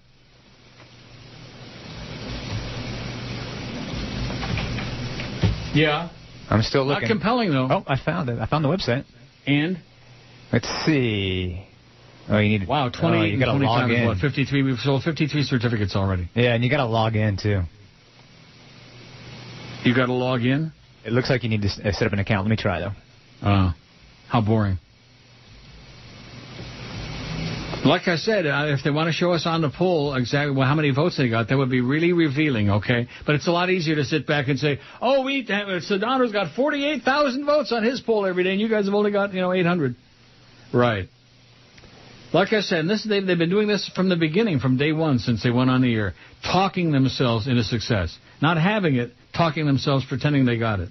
Wow. 54. I really don't know what I'm looking at here, but it says neilrogers.com, traffic history, time range 1 month, traffic rank, blah, blah, blah, total reach, 879,453. Total page view ranks. Who cares? I don't know what they're ranking it against though, but reach rank. I don't really know what I'm looking at. I'm looking at all these numbers and I can't really the ranking. break it down. 879. You know, we used to be at one when we had the beaded curtain. We used to be in the top 10,000. That's how many hits we used to have. It says daily page view 1,235. No, I don't know. Who knows how accurate this is? Where are they getting that from? No idea. From their ass? 70, so we've sold 55. We got 70 left for Hard Rock Cafe. Just go to WQAM.com and click on it. $50 certificates, $25. 605 votes on the poll. That's not too shabby. Oh, no, you're lying about that. Okay, whatever you say. We lie about everything. We've got 48 million votes. Oh, Stormy again. Stormy's back. I want your ratings to rocket to the top. Talk more sports and Stormcat stuff. Those pocket meters will rocket to the top when Stormcat vibrate with the sound of sports. No way. Go away, Stormy. Fake or real. It says, I've been listening to your show for about 5 years now, thanks to my husband. I personally never cared for George. I would find the show boring when you're not there. So I can't say that I'll miss him. I also listen to Dan LeBastard. I love the show, but I also find it boring when he's not there. And Stu Gotts is the one hosting the show. Stu Gotts hosts the show when he's not there? Oh, my God. Yeah, it's bad. Just like George, I find Stu Gotts is just better when Dan is there than opposed to hosting the show alone. Let me say it again. Stu Gotts should not be allowed to utter a word on the air. That's not an opinion. That's a fact. He's coma-inducing. Embarrassing. Although I'm a fan of both the shows, I didn't agree with the rant that Dan had on his show about your show. Honestly, I think your show as well as Dan's show is what makes each station successful. I only listen to 560 during your show, as well as I only listen to 790 during Dan's show. Finally, to close up my email, I really miss you the day you decide to retire, and 560 will lose a listener as well, says Johanna from Miami. Well, thanks, Johanna. Oh, Fursky is back. Hey, Neil, has Flea ever given his reason for eating veggies? Just curious. Veggies are yummy, and cats are great, just misunderstood. Yeah, they're misunderstood. You've already gone through that thing about why you're a vegetarian? Yeah. You don't want to kill animals? You're not killing them. I mean, somebody else did it a long time ago, you know what I mean? That's true. And the food's been sitting somewhere in a supermarket getting rancid and putrid and... Well, there's another good reason why not to eat it. What? There's another good reason why I don't eat it. Well, I got news for you. Vegetables gets all kinds of crud on it, too, mister. Let me tell you right now, mister, I think I'm holier than thou and everybody else. Vegetables gets all kinds of stuff, and it gets all them insects in there, man, all them beetles and stuff. Wow, all those little creatures look like fleas. Don't take it personal unless you want to. Now, are you keeping your eye on that Neil deal? I am. It's back to 71. Oh, so we had one come back.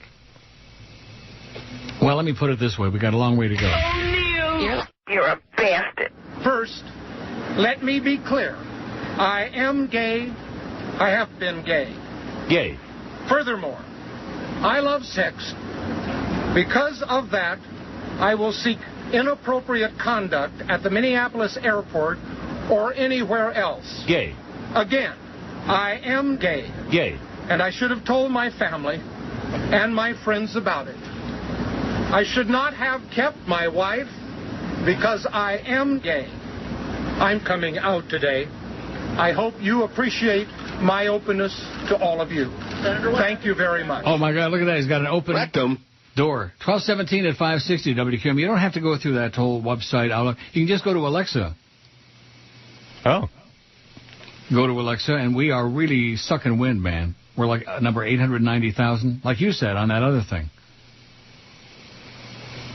That's what that was. Okay. Yeah. That's the ranking. I got you. Of the site as compared to all the other sites online. That's not too bad. It's not too bad. We used to be in the top 10,000, I'm telling you. Oh. And the reason that we aren't there anymore is because we lost a humongous percentage. It's got nothing to do with how many people are listening. It's got to do with how many people are checking your website out every day. And if there's no nude chicks on there, forget it. I noticed about 23% of people that hit your site are in Mexico. Yeah, I see that. And a whole bunch of others in Canada, including me and Adam Oshmuck. Yeah. But at any rate, that's going to be your assignment now. Okay. While I'm on vacation this next week, we're going to recreate the beaded curtain, only we have to be very careful how we do it. You can't put nude pictures on there of, unless you have verification of the age of the person when the picture was taken. In other words, they got to be over 18. Okay.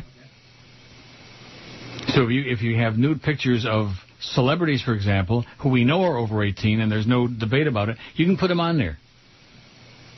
Oh, I can find those.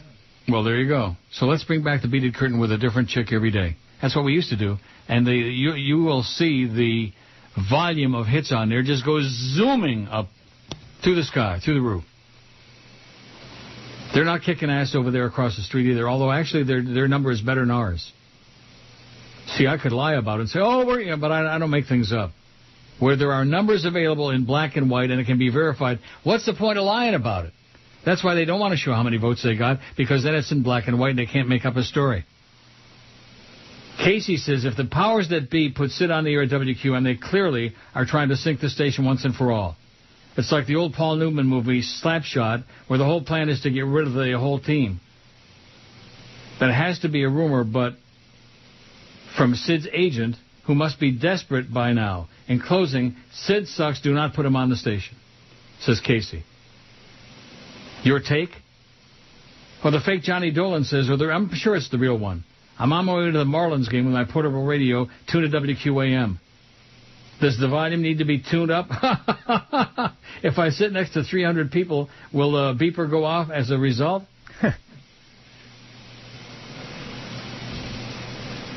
It says, hey, up and rolling with Johnny Dolan. Oh, yeah, it's him. Silly person. Yeah, crank it up to 560, Johnny. And everybody else out there, wherever you go with your portable thing. We've sold 73 certificates. Well, that's pretty good. So that means we got 27 and 20, 52 left. 52, yep. Well, so we're doing okay. It's only 12:20. I mean, when you got 125 to start, it takes a while to peddle them all. But everybody knows the food is great at Hard Rock, and what's not to like? Oh, these are my favorite emails. Dearest one, compliments of the day. How are you doing? Dearest one. That means it's a spam. Dearest one, we've got $78 million cajillion over here waiting for you. All you got to do is give us your name and your date and your birth date and your shoe size and etc. Social security number, just a few minor things. Bank routing number. Right. I would have thought that now that it's out of the bag that we can take calls from all over the country on that toll-free number, I'd have thought we'd have more action on line one, although I haven't been paying any attention to it. Maybe it's been ringing. Maybe Tony, the UPS guy from Connecticut, would call back. Let's hope not. Don't ever call us again, Tony. Just go away. Don't go away, Matt. Go away already. What does it take when somebody says go away? What does it take to get the message to you that they don't want to talk to you? They don't want to confabulate with you. They don't want to email with you. They just want you to leave them alone. Leave me alone, Tony. 1-877-785-6345. We had a call from Adam Oshmuck in Toronto. Wasn't that exciting? He could have called me on my home phone for free. Yeah, just think about that. WQAM, hello. Yeah, man, listen, my lock of the week is Sid will be there come opening day kickoff, man. I guarantee you. I mean, I'm not going to be listening, but I guarantee he's going to be on the radio. Why not?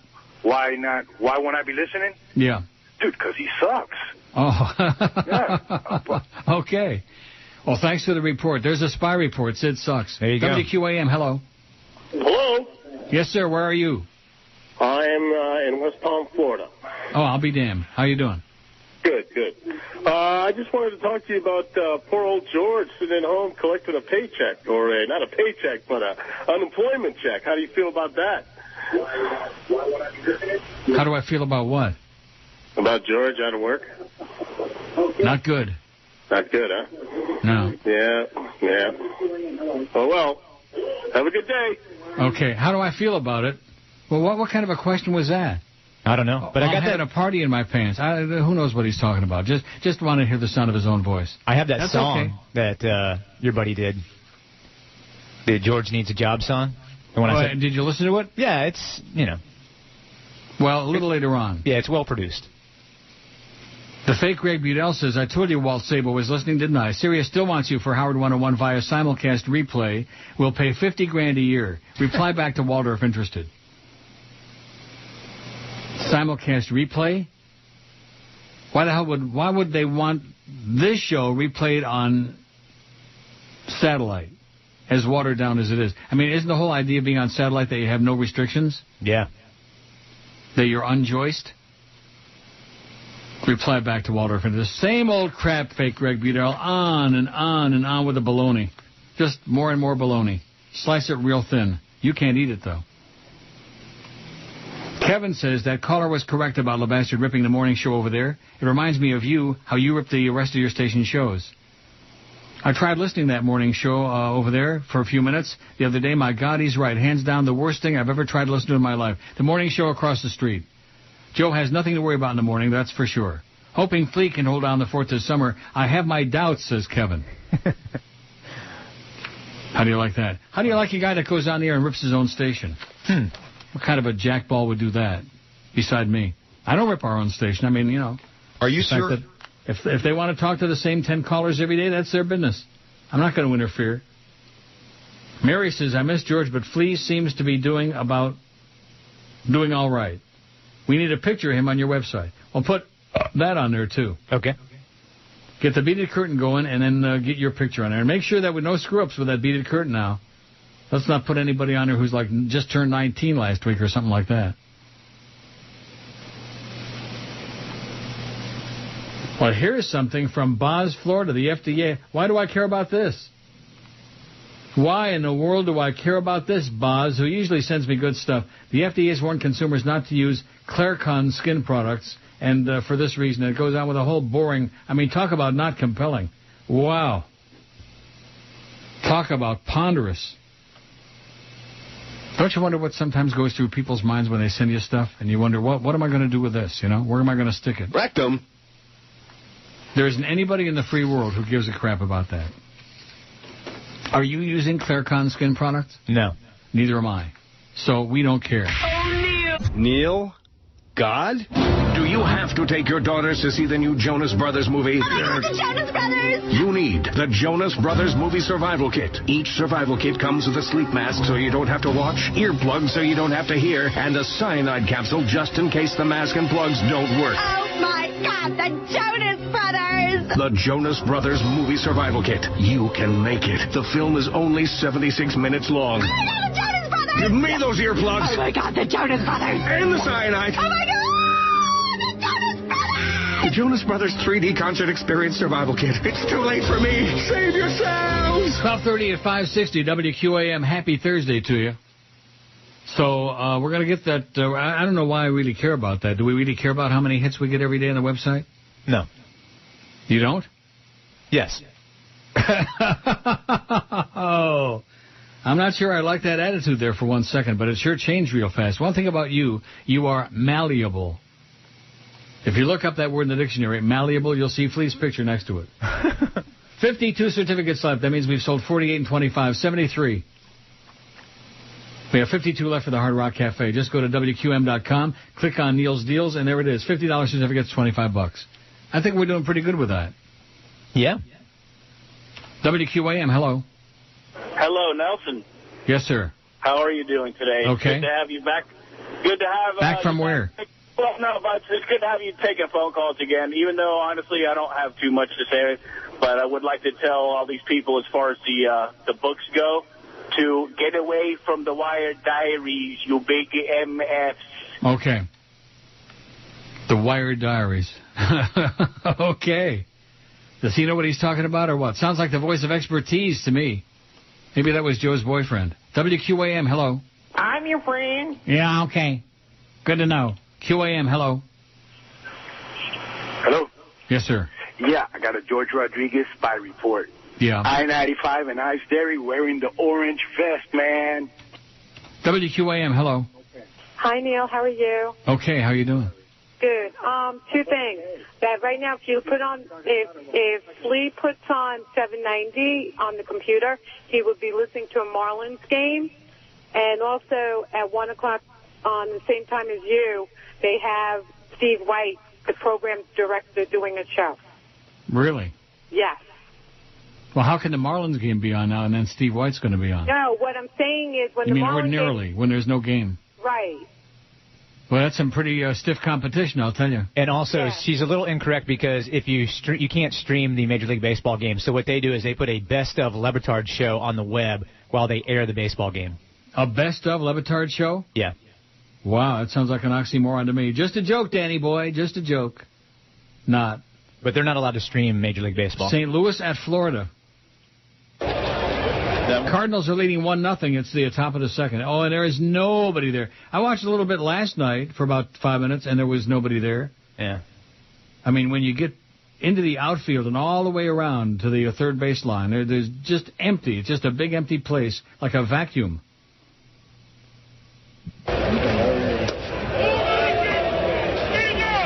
No, it didn't swing. Anyway, it's the top of the second. I can't do the play-by-play because then they'll get really surly. Oh, we got the Marlins. They got the Marlins. Marlins are losing. The Cardinals beat them 13-4 last night. Yeah, it was a whooping. In front of a nearly empty crowd. And at 12:30 on a Thursday afternoon, you can only imagine the kind of crowd in that joint. Can you imagine it? I mean, I see a few people there, a smattering. I mean, along the first baseline, there's 1, 2. You can count the crowd. Even I can count that high. Oh, now there's not a really distant shot. They don't want to show the distant shot, but from like behind first. Yeah. Whoa. And the people who are there, they're smart. They moved way down to the front seats, to the box seats. Oh, yeah. Now, they still get bent out of shape if you do that, if you move into the wrong seats? I know they used to. Yeah, they still do. They do? Yeah. Hey, all you idiots, all you freeloaders down in the first 3 or 4 rows, man, you're not fooling us. You didn't pay for those seats. 50 certificates left for the Hard Rock Cafe. So that means we've sold 75. Yep. And if we sell 2 more, it'll be 77. Oh, God, I love that number. I love those jingles. I love those oldie jingles from WABC. And you want to know one of the reasons why? One of the main reasons why? Why? Because those were the days when radio was something. It's something now, but we can't say it on the air. CKLW yesterday. No, that's not the one. There it is. From 77 WABC. Go, go, go!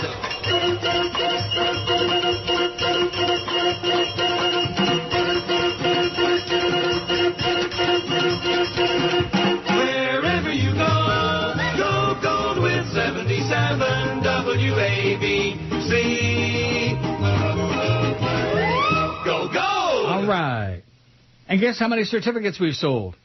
How many? 77. 52 and 25 sounds like 77. Look at that. We got 48 left, though, for Hard Rock Cafe. We'll get them all sold by tomorrow at this time. You'll see. I mean, 125 is a lot of certificates, man. WQAM, hello. On line 11.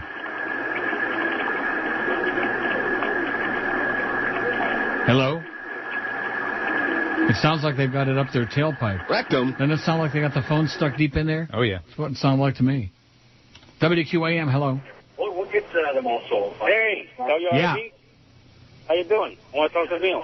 Speaking. Neil. Yeah. How you doing? I'm doing. You're not Neil. Yeah, okay, whatever you say. What do you want, sir? What do you got? Give us something. All right, I'll tell you what. You're a liar. Yeah. And you're an idiot. Oh, I'm a liar. Yeah, okay, I'm not Neil. I'm a liar. I just made it up. What a dumbass. Now he'll go back and turn up the radio. Oh, gee, it was Neil after all. Yeah, you missed your golden chance, your chance in the sunshine. What a jackass. You're a liar. You're not Neil. I may be a liar, and I am Neil. How do you like that, putz? Schmeckel. WQAM, hello. Neil? Yes. How are you? Okay, how are you? Good, good. What do you think about the stock market? I don't. WQAM, hello. QAM. Hello, Neil. Where are you calling from, sir? Right now I'm calling from Fort Lauderdale. Oh, Fort Lauderdale. Well, that's no big deal. Big town. Yeah. Hey, what's up, Neil? Hey, Neil, you know what I want to know? Who's more, you or me? What? Swap. Huh? Yeah, I didn't understand a word he said. It was some kind of a shot. I don't know. Something slob. I don't know. WQAM, hello. God has punished George for his lack of faith. Yeah, okay. Bye, Schmeckle. That's, what's his name? That's Mario in Hialeah. Crazy person. Yep. Crazy person, Reverend Mario in Hialeah. You'll get to know them all eventually. Unfortunately. David says, I don't get to listen often anymore since I moved out of that hellhole. Why did George get fired? Because they don't want to pay a salary anymore. That's why George got fired, David. Because everybody's getting fired everywhere. Oh, look at that. There's a few people in the stands there. Wow, look at that. Get to see Roy Halladay, see if Ricky Nolasco can continue to throw the ball well. I know a lot of the Marlins will be there. That Rich Walls, somebody sent me an email about that. Do I know who he is? Yeah, I know who he is. He's the worst, the absolute worst. He sounds like a little kid. He's horrible. Rich Walls. How can he still be on there? That's what I don't understand. He must work really, really cheap, you know? A place in the hotel out in center field. He sounds like about a 12-year-old kid pretending to be a radio broadcaster, to be a sportscaster. You know, when you're a little kid, like me, when I was a little kid, I used to, have my Webcore tape recorder, and on the Saturday afternoon baseball games, I would sit in front of the TV, and I would announce the game. That's what he sounds like. The world's worst sportscasters these days are in South Florida. We used to have some pretty good people, you know, like Rick Weaver and Joe Angel. Yeah. And Rimmer was okay. He wasn't great, but he was okay compared to what we got now. He was sensational. The Rim Man. But look what we got now. We got silly-ass Red Deer Randy Moeller. Oof. We got your friend. We got Jimmy Syphilitic, and we got Rich Waltz. And Dave Van Boring. Boy. You know, anybody who used to criticize Rick Weaver, which I thought he was great, you know, now in retrospect, he's looking really sensational, spectacular. Bring him back and prop him up in the damn booth. Oh, Neil. Ooh, Frosty Nads. You hear what I said? Marlins are ahead 2-1. Oh, my. Ross glowed. Unloaded a heavy load in the right field stands. Uh-oh, what did he say? Uh-oh. Not playing that. Can you believe that? No. Well, I had to dump that because he said D-bag in there. Joke. Joke? It's pathetic. It's sick. Guess you threw out the first pitch today at the Marlin game. Ron Brewer, your buddy. Oh, I got some spy reports. Just relax. Yeah, and I guess today was like $10 seat day. I got that, too. Just relax. I know. Relax. Sorry, I need to settle down. Gee, Flea. How many certificates we got left? 48? No, I went back up to 50. Oh, no. It's all right. That means we sold 75. Now it's at 49. Oh, 76. One more for 77. I think they were just funning us. Barry Jackass, this is funny. It says, from Stugatz. It ain't the way I wanted it. I can handle things. I'm smart. Not like everybody says, like dumb. I'm smart. I can handle things. Yeah. I'm smart. Not like everybody says, like dumb. I'm smart, and I want respect. That's Stugatz. That's funny. Funny, Fake Barry. Eric Harold, our good buddy Eric, points something out. Thank you, Eric. Alexa only counts people running the Alexa plug-in. That's the ranking there. Okay. So forget about the beaded curtain. Unless you want to do it.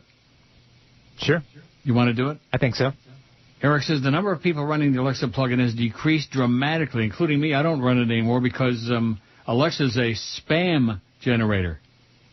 Really screws up your PC. Oh, another Marlene hit. Oh, boy, Marlins are just on a tear. Aren't you all whipped up about the Marlins? Pretty much. They suck. Pete the Chronic says, Ron threw out the first pitch. He can't reach the plate. It says it was all old Paul and D-bag Rondé at the stadium. See, there's that word again. I can't say it. Oh, that looks like a double play ball to me. Out at second and out at first. Oh, sorry. Well, that's the end of a promising inning, but the Marlins take a 2-1 lead after 2. The Marlins. Don in La Belle says, now here's some good news. I told you things were looking up. The broadcast signal is the best ever here in La Belle, Florida today. No more pulsing every second like the last couple days. I wonder what the engineers did or didn't do to cause the problems this week. What they didn't do is they didn't go out there and pee on the tower. And then probably last night they all went out there together and peed profusely. Maybe they had a big beer bash. And they went out there and peed a river on the tower. Where exactly is the tower? Is it there by the Herald? It's, Victoria Island. Does that sound right? And the ground system is probably rotted out. Yeah. You think? That's the problem with AM, man. Bad signals, bad, rotted out, but at any rate. Juice says the really sad thing about the Marlins game being so empty today is almost every seat is $10 today thanks to the promotion for the Paul and Old Ron show. Every seat was $10 today, and they still got like thousands and thousands of fans described as empty seats. I'll be right back. Phone's ringing. Oh, jeez.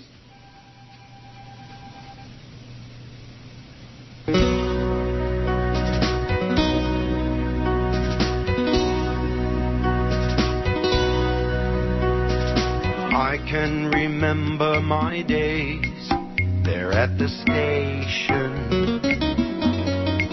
Automated spam call from Sears. Oh, nice. Isn't that great? It could have been important. Could have been Ed McMahon with my check for $10 million, you know. Was not, though. Every seat, $10 today, just about every seat, and thanks to Paul and Old Ron. And there's thousands and thousands and thousands of people disguised as empty orange seats in Landshark Stadium. Isn't that what it's called now? Landshark Stadium, yep. 2-1 in the top of the third. Actually, there are some people over there. There's a smattering. Heard these two guys, Paul and Young Ron, the Paul and Young Ron show. Oh, my God. Castronova looks like an apartment building, not like a house. He looks like an apartment complex. He's so big. Yeah, he's big. Why you got to say bad guy? Hey, Rich. Yes. So when you introduce us, can you do that cool thing you do? Paul, Ron, radio, guys. I love it when you do that. So good. Oh. Kissy, kissy, sucky, sucky. Can you believe that? Yeah. Oh, you can? Yeah, I can believe it. I thought you were big fans of theirs. I thought they were your buddies. I like Ron Brewer, and Paul's okay. Wow, that was a shot. If ever I heard a shot, that was it. Well, got some very distressing news, although nobody really is going to care about this either. MySpace is about to have a major wave of layoffs. Anybody care? No. No. According to multiple sources close to the company, one source describes the number of people affected as massive. Another source says the layoffs will likely affect between 300 and 500 employees. It's unclear if these numbers apply to MySpace alone or its parent company, Fox Interactive Media, but MySpace makes up around 1,600 of the 2,900 employees in FIM, so it's likely the social network will be hit hard. Boy, Castronova just ballooned up. He's as big as a house. There are some municipalities that aren't as big as he is. Last summer, MySpace let go 5% of its staff. As many as 45 employees were laid off last month. These cuts are going deeper. We've heard the company's legal team is hammering out a paperwork that will need to be submitted to the state of California under the WARN Act, which requires large companies to give advance notice of any major layoffs. Contacted for comment, a Fox Interactive Media spokesman issued the following statement. Like any company with new leadership, Fox Interactive Media is reviewing every aspect of our operations, performance, and structure. It's no secret we're looking for ways to improve our products, increase the value of our digital assets, and enhance the overall financial strength of the company. That text is from me. Oh, boy. Yeah, you're not going to like it. No. Well, why don't you tell them to address that issue, for crying out loud? I'm going to now, yeah, for sure. I mean, that's not a big deal. That's not going to, change the world, the fact that D-Bag is on. But it could have been something else. Yeah, it could have easily been something else. I mean, there's a square yellow button here, and hitting it is like punching air, man. That's how much good it'll do you.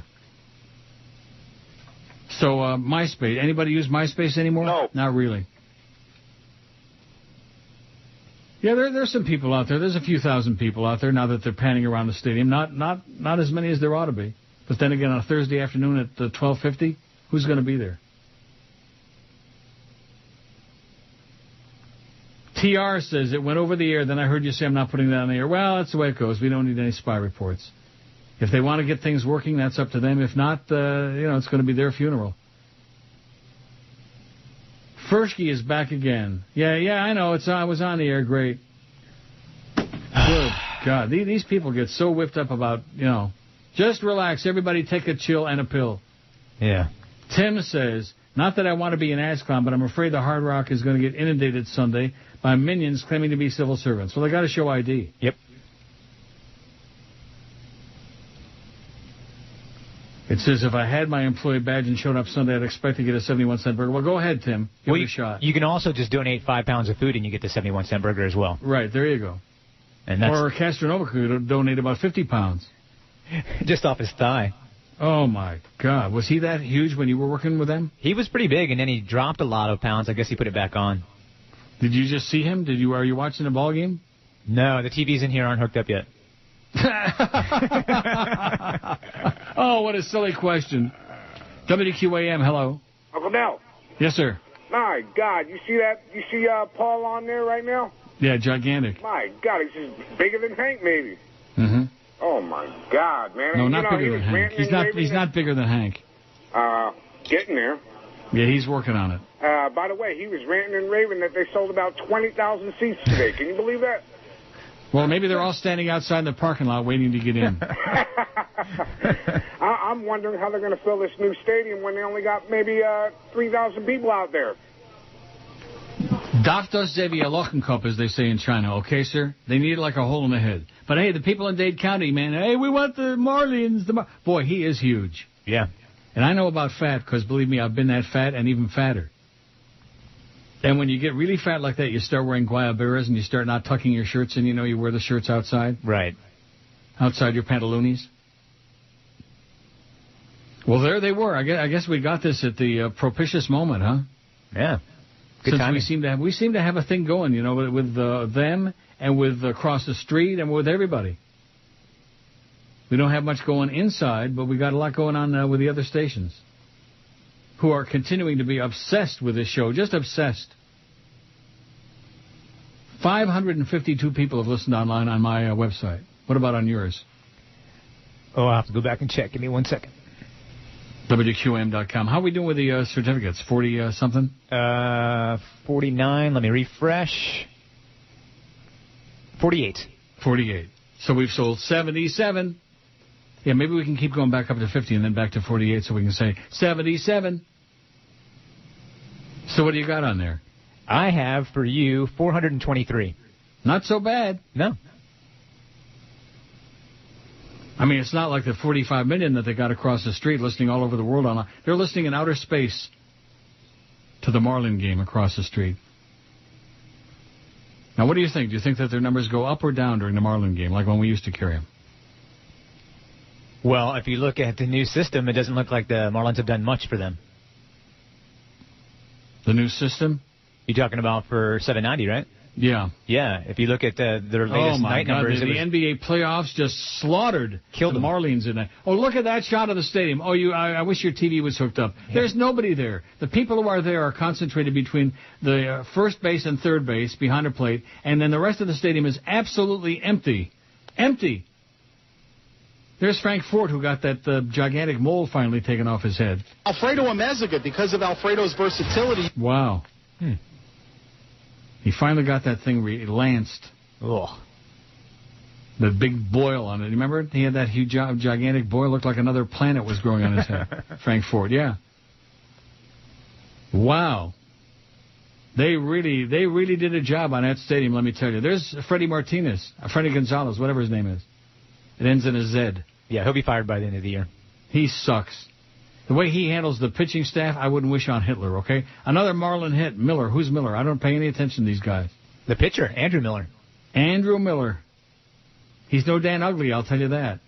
He just looped a base hit to left field. Boy, the Marlins are on the tear. Too bad there's nobody there. I am Boris Badenov. Since Fearless Leader has won, Natasha and I no longer have to look for moose and squirrel. Instead, we listen to the Neil Rogers Fair and Balanced 1 to 2 hour. Live in Chicago. Oprah. When it comes to sex, what women really want is... Susan Boyle, hello! You are having the best sex of your life right now. But really enjoying it. Really enjoying every second of it. Do you love your vulva? It's pretty awesome. Take off your pants. Wow. Enormous. 108 inches all the way around. It's like a dream come true. I would see that as a major problem. That doesn't bother me. I just want to touch you, okay? Yes. We'll be back in a moment. More sex talk. You should take some vitamins for it. 1 o'clock at 560 WQAM. You know, I'm just thinking, can you imagine if Paul and Ancient Ron didn't have that promotion at the ball game today? There'd be like 5 people there? Yeah, there'd be like 3 or 4 people there. My God, they're giving away $10 seats and still nobody shows up. First of all, what kind of scheduling is that? A Thursday game like at noon or 12:15, whatever the hell they started? Well, what kind of schedule is that, man? Yeah, I don't know. Sucks. And then they say, oh, nobody shows up to the games to support our team. Well, you wait to see that we get that new stadium. Yeah, for the first 2 or 3 months, man, it'll be a real novelty, and it'll be jam-packed, and everybody will want to be in on the action, you know. And then after that, oh, gee, especially if they stink, you know. K, how would you say it? K like K Winding? Remember More by K Winding? Yeah. You could play it if you had it, but you don't. Not yet. And your TVs don't work in there. Boy, when's that going to happen? I don't know. Boy, they sure are taking their damn sweet time. You keep telling me, oh, the studio's finished. The studio, you don't say that, but, you know, they keep implying that. They keep threatening the studio's finished. QAM, hello. Neil, how are you? Okay, sir, how are you? All right. Just want to let you know, I live in Pembroke Pines, and I saw that they had to launch Castanova from Perry Airport to get him over there. Wow, is he humongous or what? They dropped him in by blimp.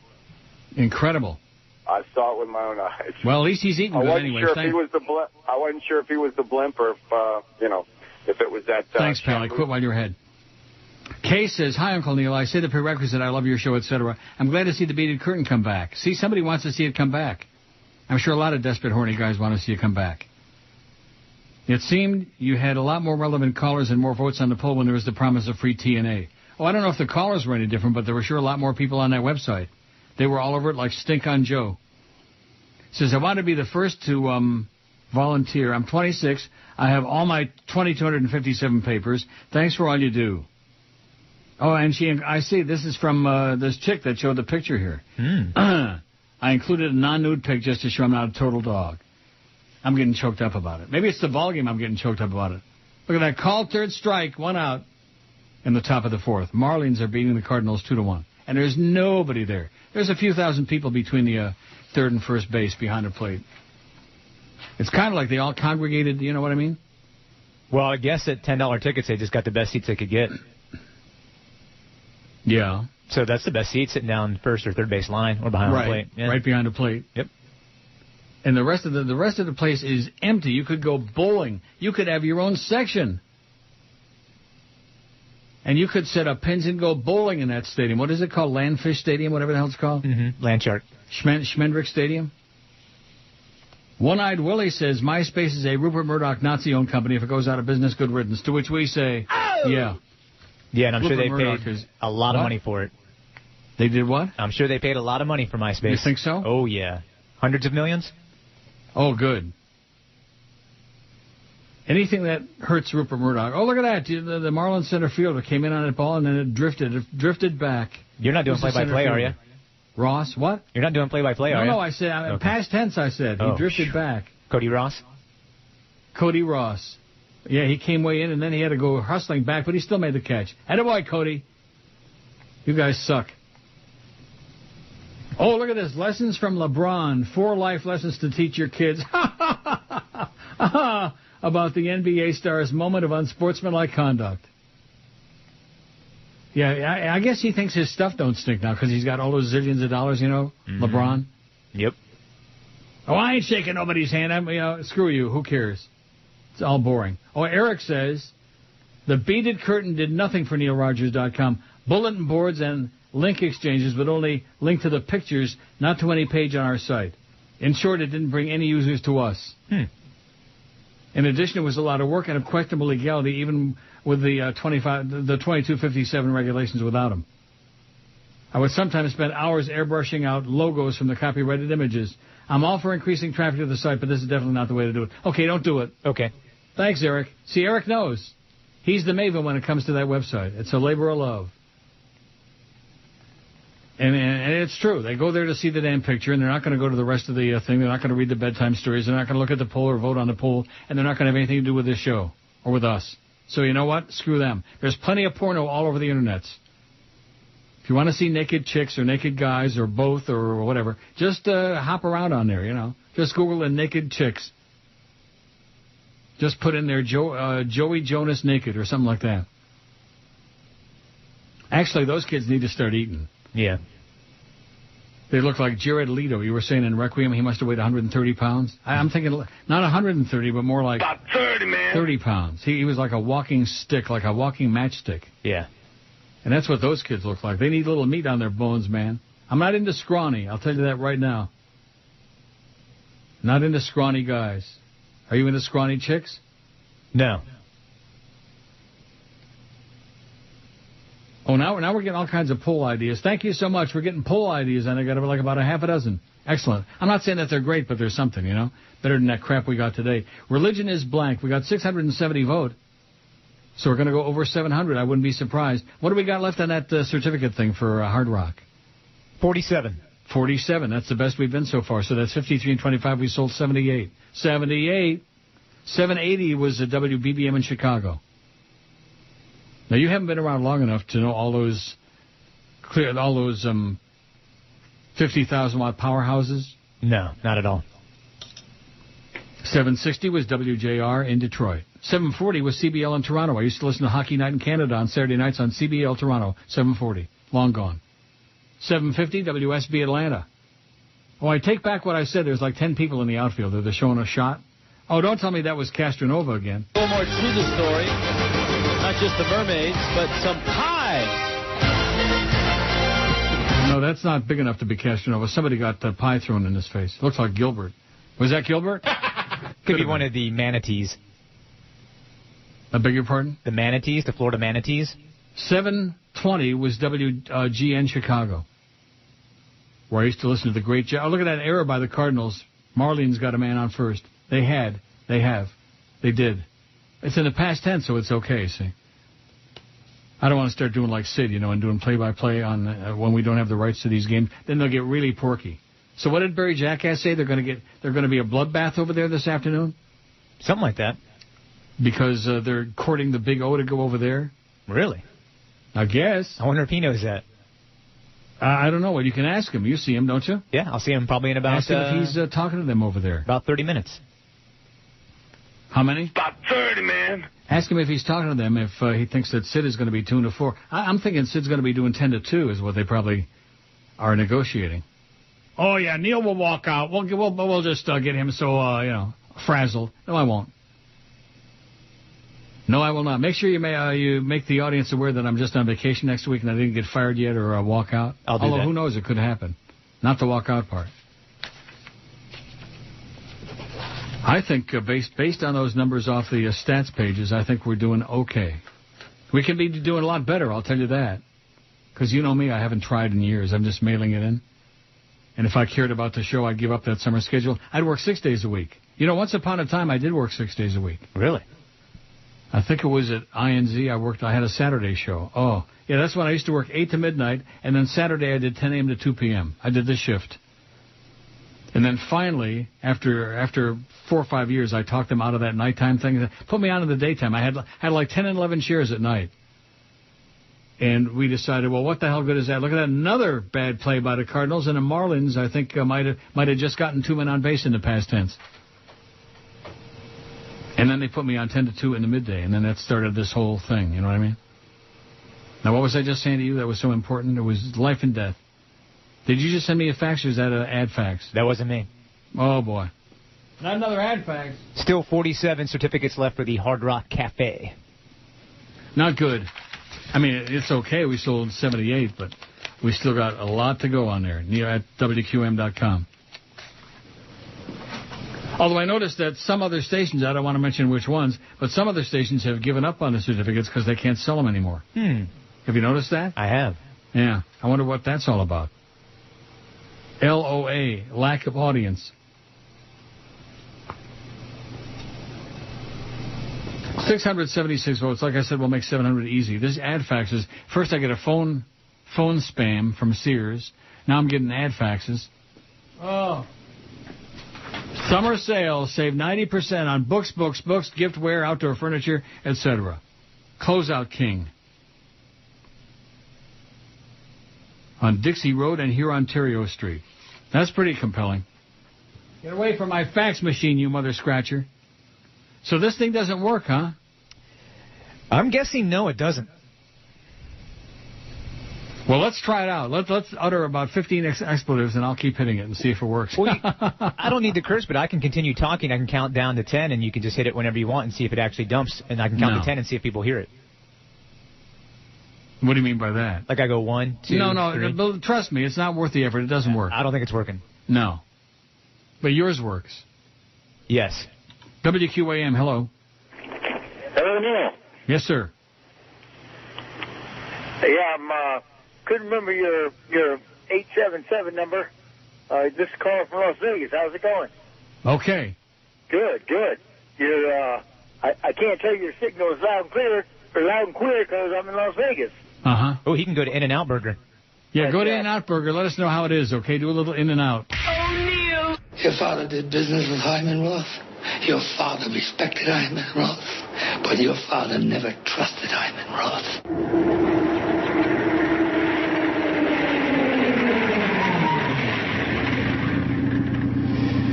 Hey, how the hell are you?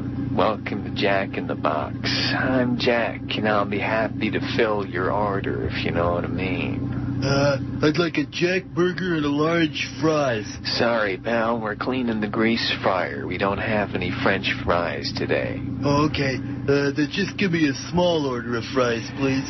Look, Chief, maybe you didn't hear me. I said we don't have any fries today, so how about something else? Oh, okay. Then just give me an order of fries. Listen up, pal. Who put the straw in strawberry? Nature did. That's right, nature did. Who put the ape in apricot? Nature did. That's right, nature did. Now listen carefully. Who put the freak in French fries? There ain't no freak in French fries. That's what I've been trying to tell you, butt breath. There ain't no freak in French fries. Now get out of my sight before I shove your teeth so far down your throat you'll have to sit on a Jack burger to eat it. Oh, and have a nice day. Yeah, me, you too. 117. Guess what? Marlene's are at 3-1 now at the end of 4. Wow. And there's some little kid Marlene's base going nuts. Some little spastic kid there dancing around, jumping. He's having a good time, you know? Yeah. Send him home. Here's one from a phone number with no name. And you know something? If I send an email like this, I wouldn't attach my name to it either. When is there going to be a Neil Day at the Marlins game? There's not. Well, you're the promotions guy. You want to have Neil Day? You want to throw out the first pitch? Okay. No. I don't want anything to do with that place. Mr. Abullion is on the emails. Oh, my God. Just when you thought... He ought to elope with that guy, Tony, the UPS driver in Connecticut. I just can't believe that he called in on that toll-free number. Somebody that you just go away, okay? Don't go away, mad. Just go away. Get out of my face. Get out of my life. And he shows up again on the phone. WQAM, hello. Hi, Neil. How you doing, buddy? Okay, sir. How you doing? All right. That's a good idea, having Sid that pain in the neck on 10 to 2. But can you make it like 10 to 2 at night so nobody can hear that loudmouth jerk? Mr. Abullion says, potentially to Michael at Tahoe, sit down. Mi familia ne manja ka, yada, yada. Yeah, I just played it in English. And Mr. Abullion says, never liked Mumbles, good riddance. Smooch, Mr. Abullion. Well, screw you, Mr. Abullion. Take a shot at George. Mr. Mumbles. Mr. Abullion. Oh, I'm the Abullion guy. I'm the quarter slot guy. All these guys who've got their own handle, you know what I mean? All of these things. Oh, are you going to play that KJ thing, by the way? If you'd like, sure. First, let me just print out this one email, okay? You see, the way this is working out is fine with me because there's a few emails over here, then there's 1 or 2 calls over there, like QAM, hello. QAM. Hello?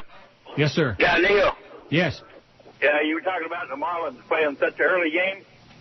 Yeah. They'll be up in your neck of the woods tomorrow. They play Toronto the next 3 days. Oh, I'll be sure to miss that. Yeah, I know you will. Okay, thanks for the warning.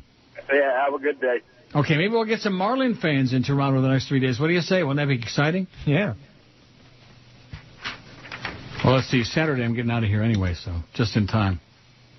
Kay says, sad but true, Eric is right. They just go to the pictures, look at nothing else 97% of the time. I have my own site, and I have more than just nakedness on there. Sometimes I overestimate the viewers. I'd like to think guys also look or read interesting things. Oh, well, I can dream, she says. I was linking to your site, but I doubt you get any traffic from me. You were right about my name. It is K. What? K-A. I don't know. She's got K-A-I. Kai? K. I don't know. Thanks again, Uncle Neil. The offer is still on the table. By the way, the commercials on the stream suck. There's another complaint. Boy, you're having to deal with a lot of complaints about that stream. I don't control the commercials. Well, yeah, and the commercials is what makes us the money. We need the money, honey. Don't be bitching about anything that brings us in money. Believe me, we want the money. Throw us a bag of money as often as you can. Oh, boy. Stephen Kendall says, I'm in your corner on the whole cat thing. While watching the media go apoplectic over a bunch of flayed, stupid cats and their stupid owners. All I could think of is the big sigh of relief that the wild birds must be expressing. People should keep their damn cats indoors. That's right, you got a litter box for crying out loud. Isn't that why cats are supposed to be preferable, if they can stay indoors, that they do their thing in a litter box and stink up the whole house?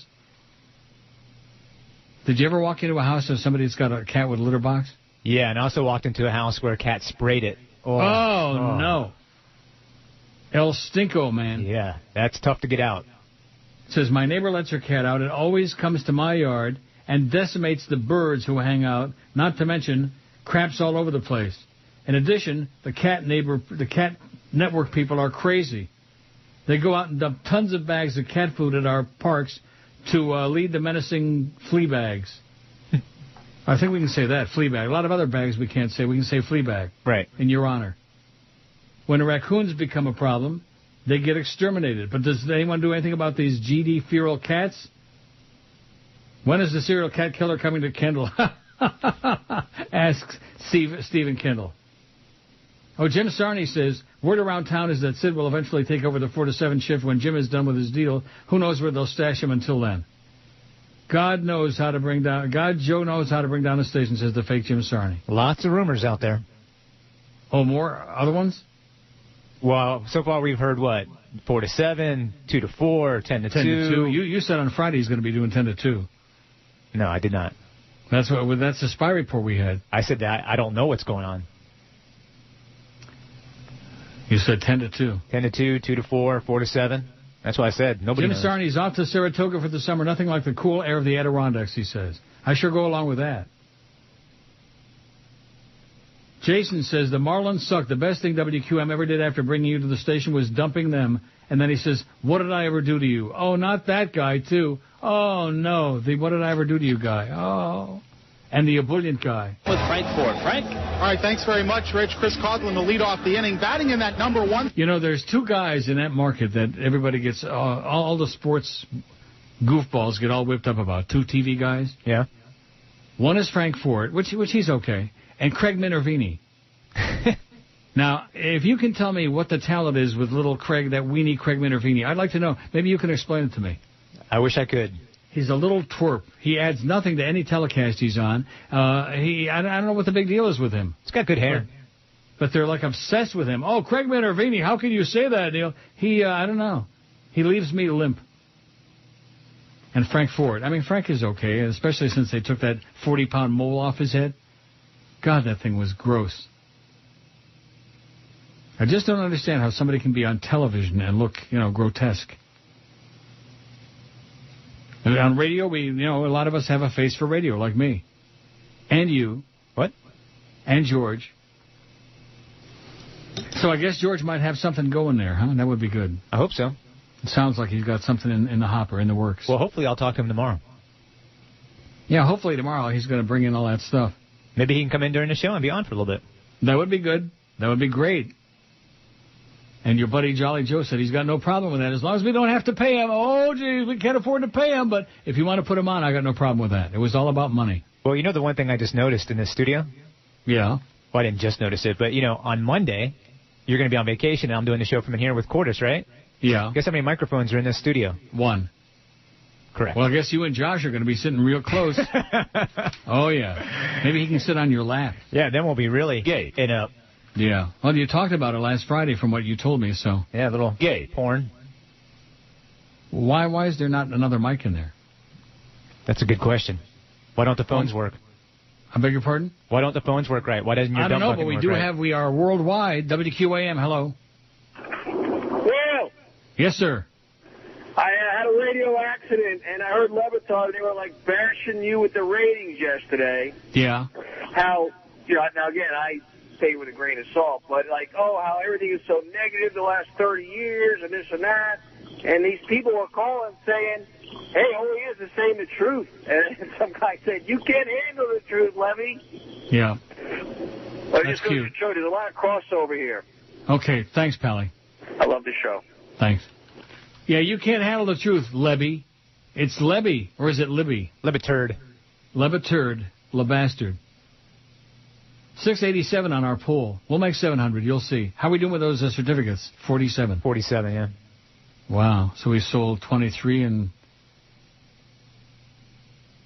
What? 53 and 12, 78. Yep. Not too bad, if you ask me. Rogers.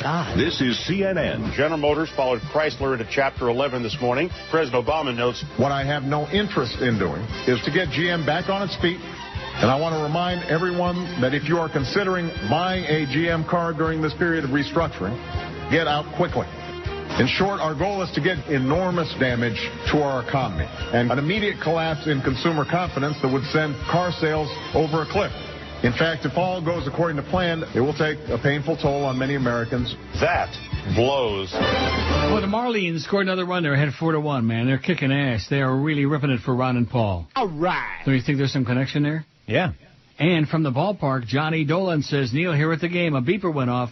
You'll be number one female 18 to 24, and she's cute. So I guess he's got us cranked up. If anybody knew who that was, we could find out if it's the real Johnny Dolan. But nobody knows who that is or was. Right? Yep. Absolutely correct. WQAM, hello. QAM. Hey, Neil, how you doing, brother? Okay, sir. Man, you're like a breath of fresh air Yeah, down breath of fresh air, yeah. South Florida. I'm glad you're back on the radio full time. We don't have to listen to that monotonic George. Take care, bro. I don't remember George being monotone. Oh, that used to be the knock on him, is that he was, in the beginning he was. Oh, okay. And then he started inflecting a little bit more, And then he started genuflecting a little bit. Oh, these people have got a bug up their ass about everybody, Next they'll be picking on poor Sid. I hear Sid is spectacular. He's the greatest. Just ask him, he'll tell you. I mean, some people have a big ego. Some people are all ego, as in his case, Sid. Now, you're going to enjoy working with him from 4 to 7. When's Mad Dog's deal expire? I think Mad Dog, I'm just guessing, but I think he has around, 16 months, I think he has left. So, a little under a year and a half. So isn't that a little bit premature, wouldn't you think? Yeah. To be hiring somebody to do 4 to 7 when Mad Dog's still got a year and a half? And the idea that Sid is going to replace Mad Dog, oh, brother. And wouldn't that be something? Him being on opposite Leviturd. Wow. Weren't those two at odds before when they were on the same station? Yeah. One can only imagine the kind of wild, hysterical crap that would go on then. Can you even begin to imagine? I can begin. Yeah, begin. WQAM, hello. Hey, Neil. Yes, sir. I don't know if we can continue our part of the show with Go the away. static. No, you can't. Reverend Jones. Just FYI, okay? No, you can't, and you won't. And go away. And if you die soon, we'll have a party. WQAM, hello. I don't know if we're going to be able to continue calling, Neil. WQAM, hello. When are you hiring Jeff Iback? You see, they're always together, the first two there, Reverend Jones and the boyfriend, side by each. Talk about you and Corda sitting in each other's lap. That's what they do. Now, why is it that when I get rid of some of these calls, you notice how, you see the thing on there? Yeah. Is it on your screen where it's like on hold? Line 6. Yeah. Yeah, hey, how's it going, Neil? WQAM, hello. Hello, my diggers out there in Radio Land. Oh, my God. That was Johnny Dolan. Calling from the ballpark, for sure. 567-0560, pound 560 on the Verizon and AT&T wireless line. And from all over the universe, 1-877-785-6345. How come in the beginning of the show, that first hour, we got calls from, Jacksonville and Tennessee and then that goofball in Connecticut? I think he killed it. Canada. Oh, yeah, we got Adam Oshmuck. Nothing really out west, though. 697 on the poll.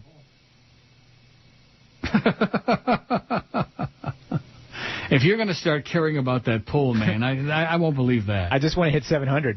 Oh, we'll hit 7. We hit 750 yesterday.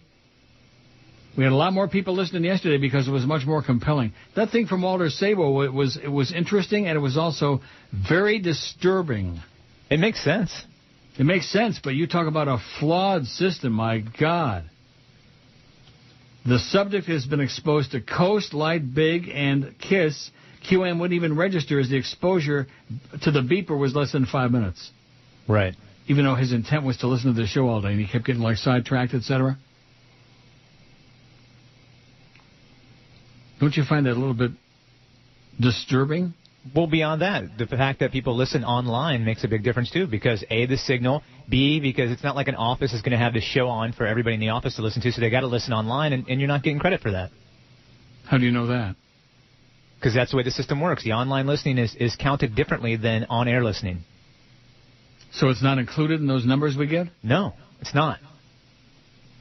WQAM, hello. Hello? Yes, sir. WQAM, hello. Hey, Neil. Yes, We're sir. just talking about consultants. I noticed that in every morning show all across America, they tend to laugh hysterically at any little thing that's not even funny. Exactly. Yeah.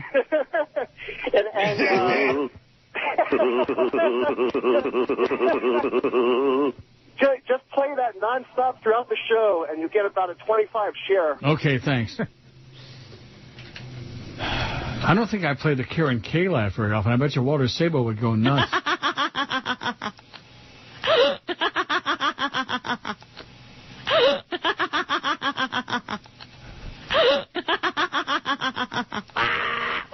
I wonder why she makes that gulping sound at the end of her laugh. I had one in my mouth once. Oh.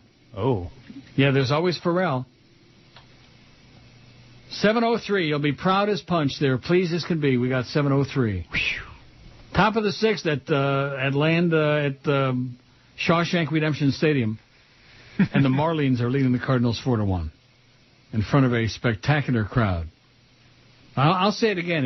If they didn't have that promotion going on today with Ron and Paul and the $10 tickets, they wouldn't have 1,000 people there. Whoa, don't get Paul upset. It's not Ron and Paul. Ron and Old Paul. Or is it Old Ron? Oh, Old Ron and Fat Paul. Good God, talk about living off the hog. Bring the honey. The only time I ever met him in my life was at a Panther game at the old Miami Arena 100 years ago. Mm-hmm. And he was like, a little on the heavyset side, but he was never like a fat cow, Yeah. Now he's just humongous. Uh-oh. It's, what is that? Foul. That was a rocket, and it was hooking. No, it's a home run. It's fair. I think it hits a foul pole. A 2-run homer, so it's 4-3. That's in the past tense, by the way. The Cardinals just got a 2-run homer. 4-3. I really don't care about this game or about anything to do with the Marlins, but nevertheless, it's old Ron and Paul Day out there, so. I'm just excited because I just learned that the weekend I'm going to be in Toronto for my baseball trip. Yeah. They're playing the Red Sox. It's a good game. I won't be going with you, I'll tell you that. That's okay. I'm sure you'll have plenty of company. You're coming up here with a bunch of guys? Yeah, like 8 of us. I'm not buying all of them dinner either. I'll buy you dinner, but... Okay, I'll get you a Toronto Blue Jay hat when I'm at the stadium. Excellent. QAM, hello. How you doing, man? Jeff Dowder from Chatsworth Heights, California, bro. How's it going? This is an awesome show. Yeah. When did this thing come on, When did you start? Is this a new fake voice? What's going on? How long bro? you been working on this one, awesome. Reverend Schmuck? Yeah. WQAM, hello. QAM, hello. Boy, they're not hanging on long now. Hit and run artists. Yeah, one thing about Reverend Jones and the boyfriend, you'll discover the worst fake voices in the history of crank calling. Yeah, I'm learning this. You're listening to Neil Rogers. Just tell me what your problem is. There is a child living down in Mexico who has to go to work every day, sits at his desk making clothes for Kathy Lee, loves the work but doesn't love the pay. They are the kids who make the clothing. They are the ones who make $1 a day, so quit complaining. It's just clothes they're making, the kind you love to buy. It's true, they make $1 a day with Kathy Lee. All right, what's not to like? 16 till noon, that's more than you're making on this show. Yeah. We sold 79 certificates. Not too bad. We got 46 left for the Hard Rock. Tim says, happy to hear you mention your Saturday show. For your information, your last one was your final show on WINZ before you moved to Zeta. You were still doing them through your weekday 10 to 2 stint on that station. My brother was one of your last callers, so I remember. How do you like that? That's a good memory. Wow. His brother was one of the last callers. Marlins are ahead 4-3 in the bottom of the 6th over at Peach Ball Stadium, whatever it's called. What's it called? Land Shark Stadium. Oh. Lone Shark Stadium? Paul says, now this is interesting. This is very interesting. Okay. If the new system uses a beeper that listens for certain signatures in the radio program, how about people who listen with headphones? Will this register in the beeper thing? It has a headphone jack.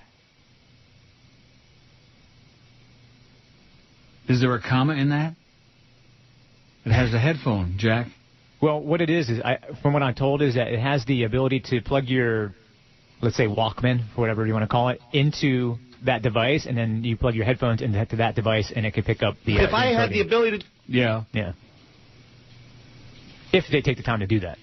If they take the time to do that, and if they don't, we're screwed. Yes. I would imagine a lot of people at work who listen to this show listen on earphones because, you know, the boss doesn't want them cranking a talk show up. Right. Wouldn't you think? I would think so.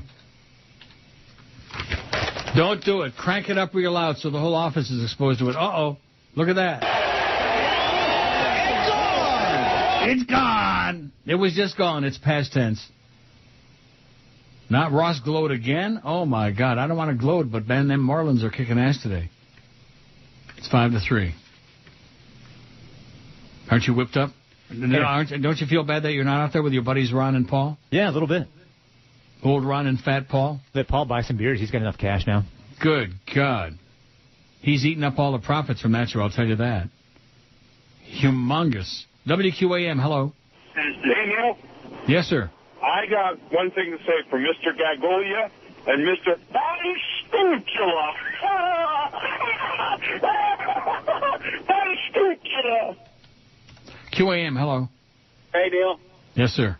Hey, listen, over the last couple of days when your signal was fading in and out, when everybody said that it sounded like waves, right? It got me thinking, and more than waves, to me, what it sounded like was the Nazi boot steps of the Beasley regime. Mm-hmm. It sounded like a marching drum with Joe Bell leading the pack and Joyce bringing up the rear. I hate you, Joyce. I hope you get Farrah Fawcett cancer, you bitch. Wow. Wow, that was special, wasn't it? Woo! I think I have a thing in here somewhere. There it is. The Beasley boots.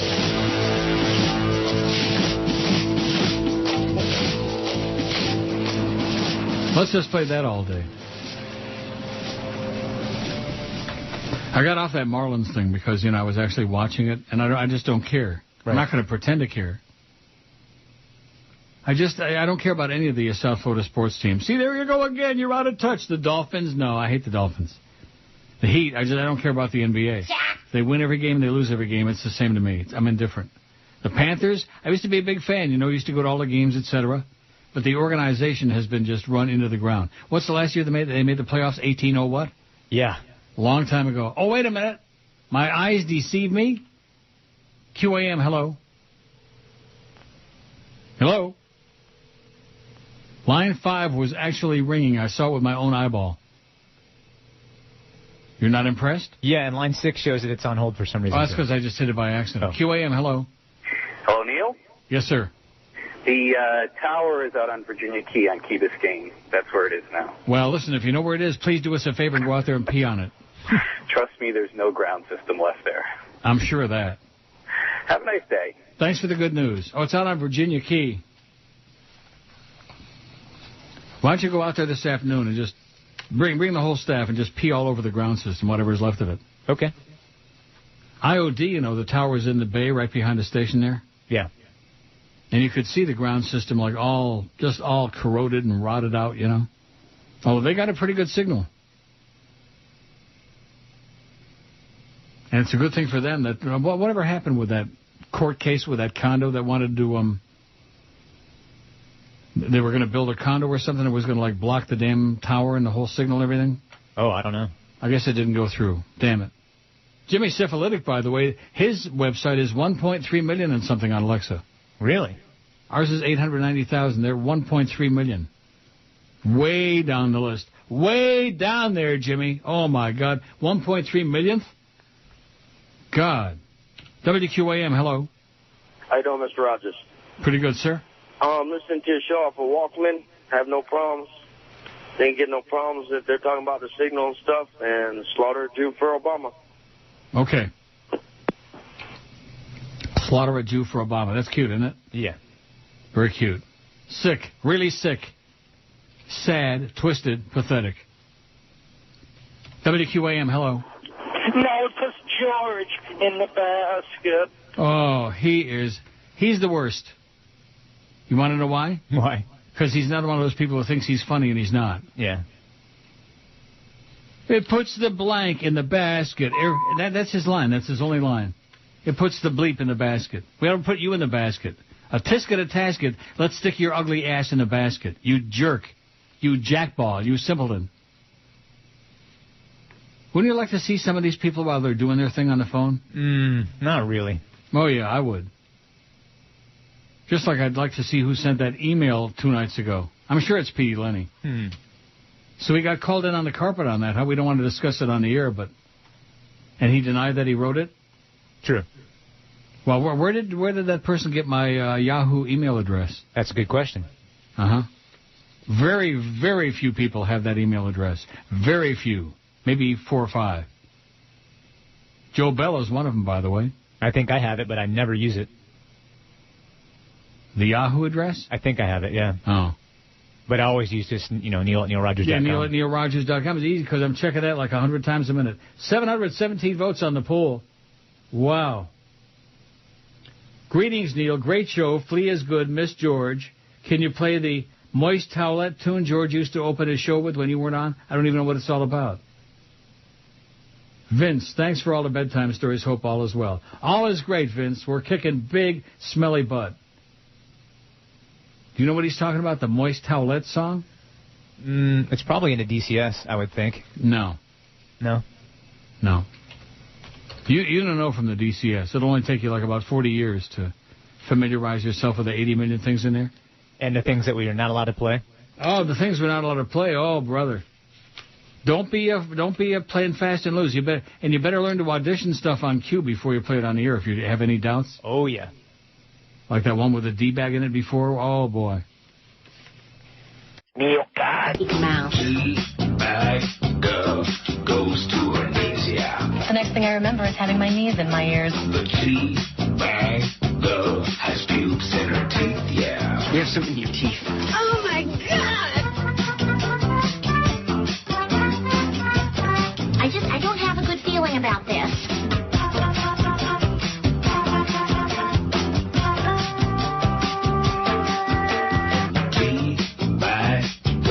Can't talk, don't ask now. Oh, my.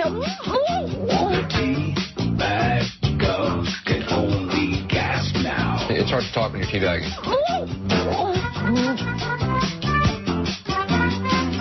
How about I sit on your kinky face for a while you think about that?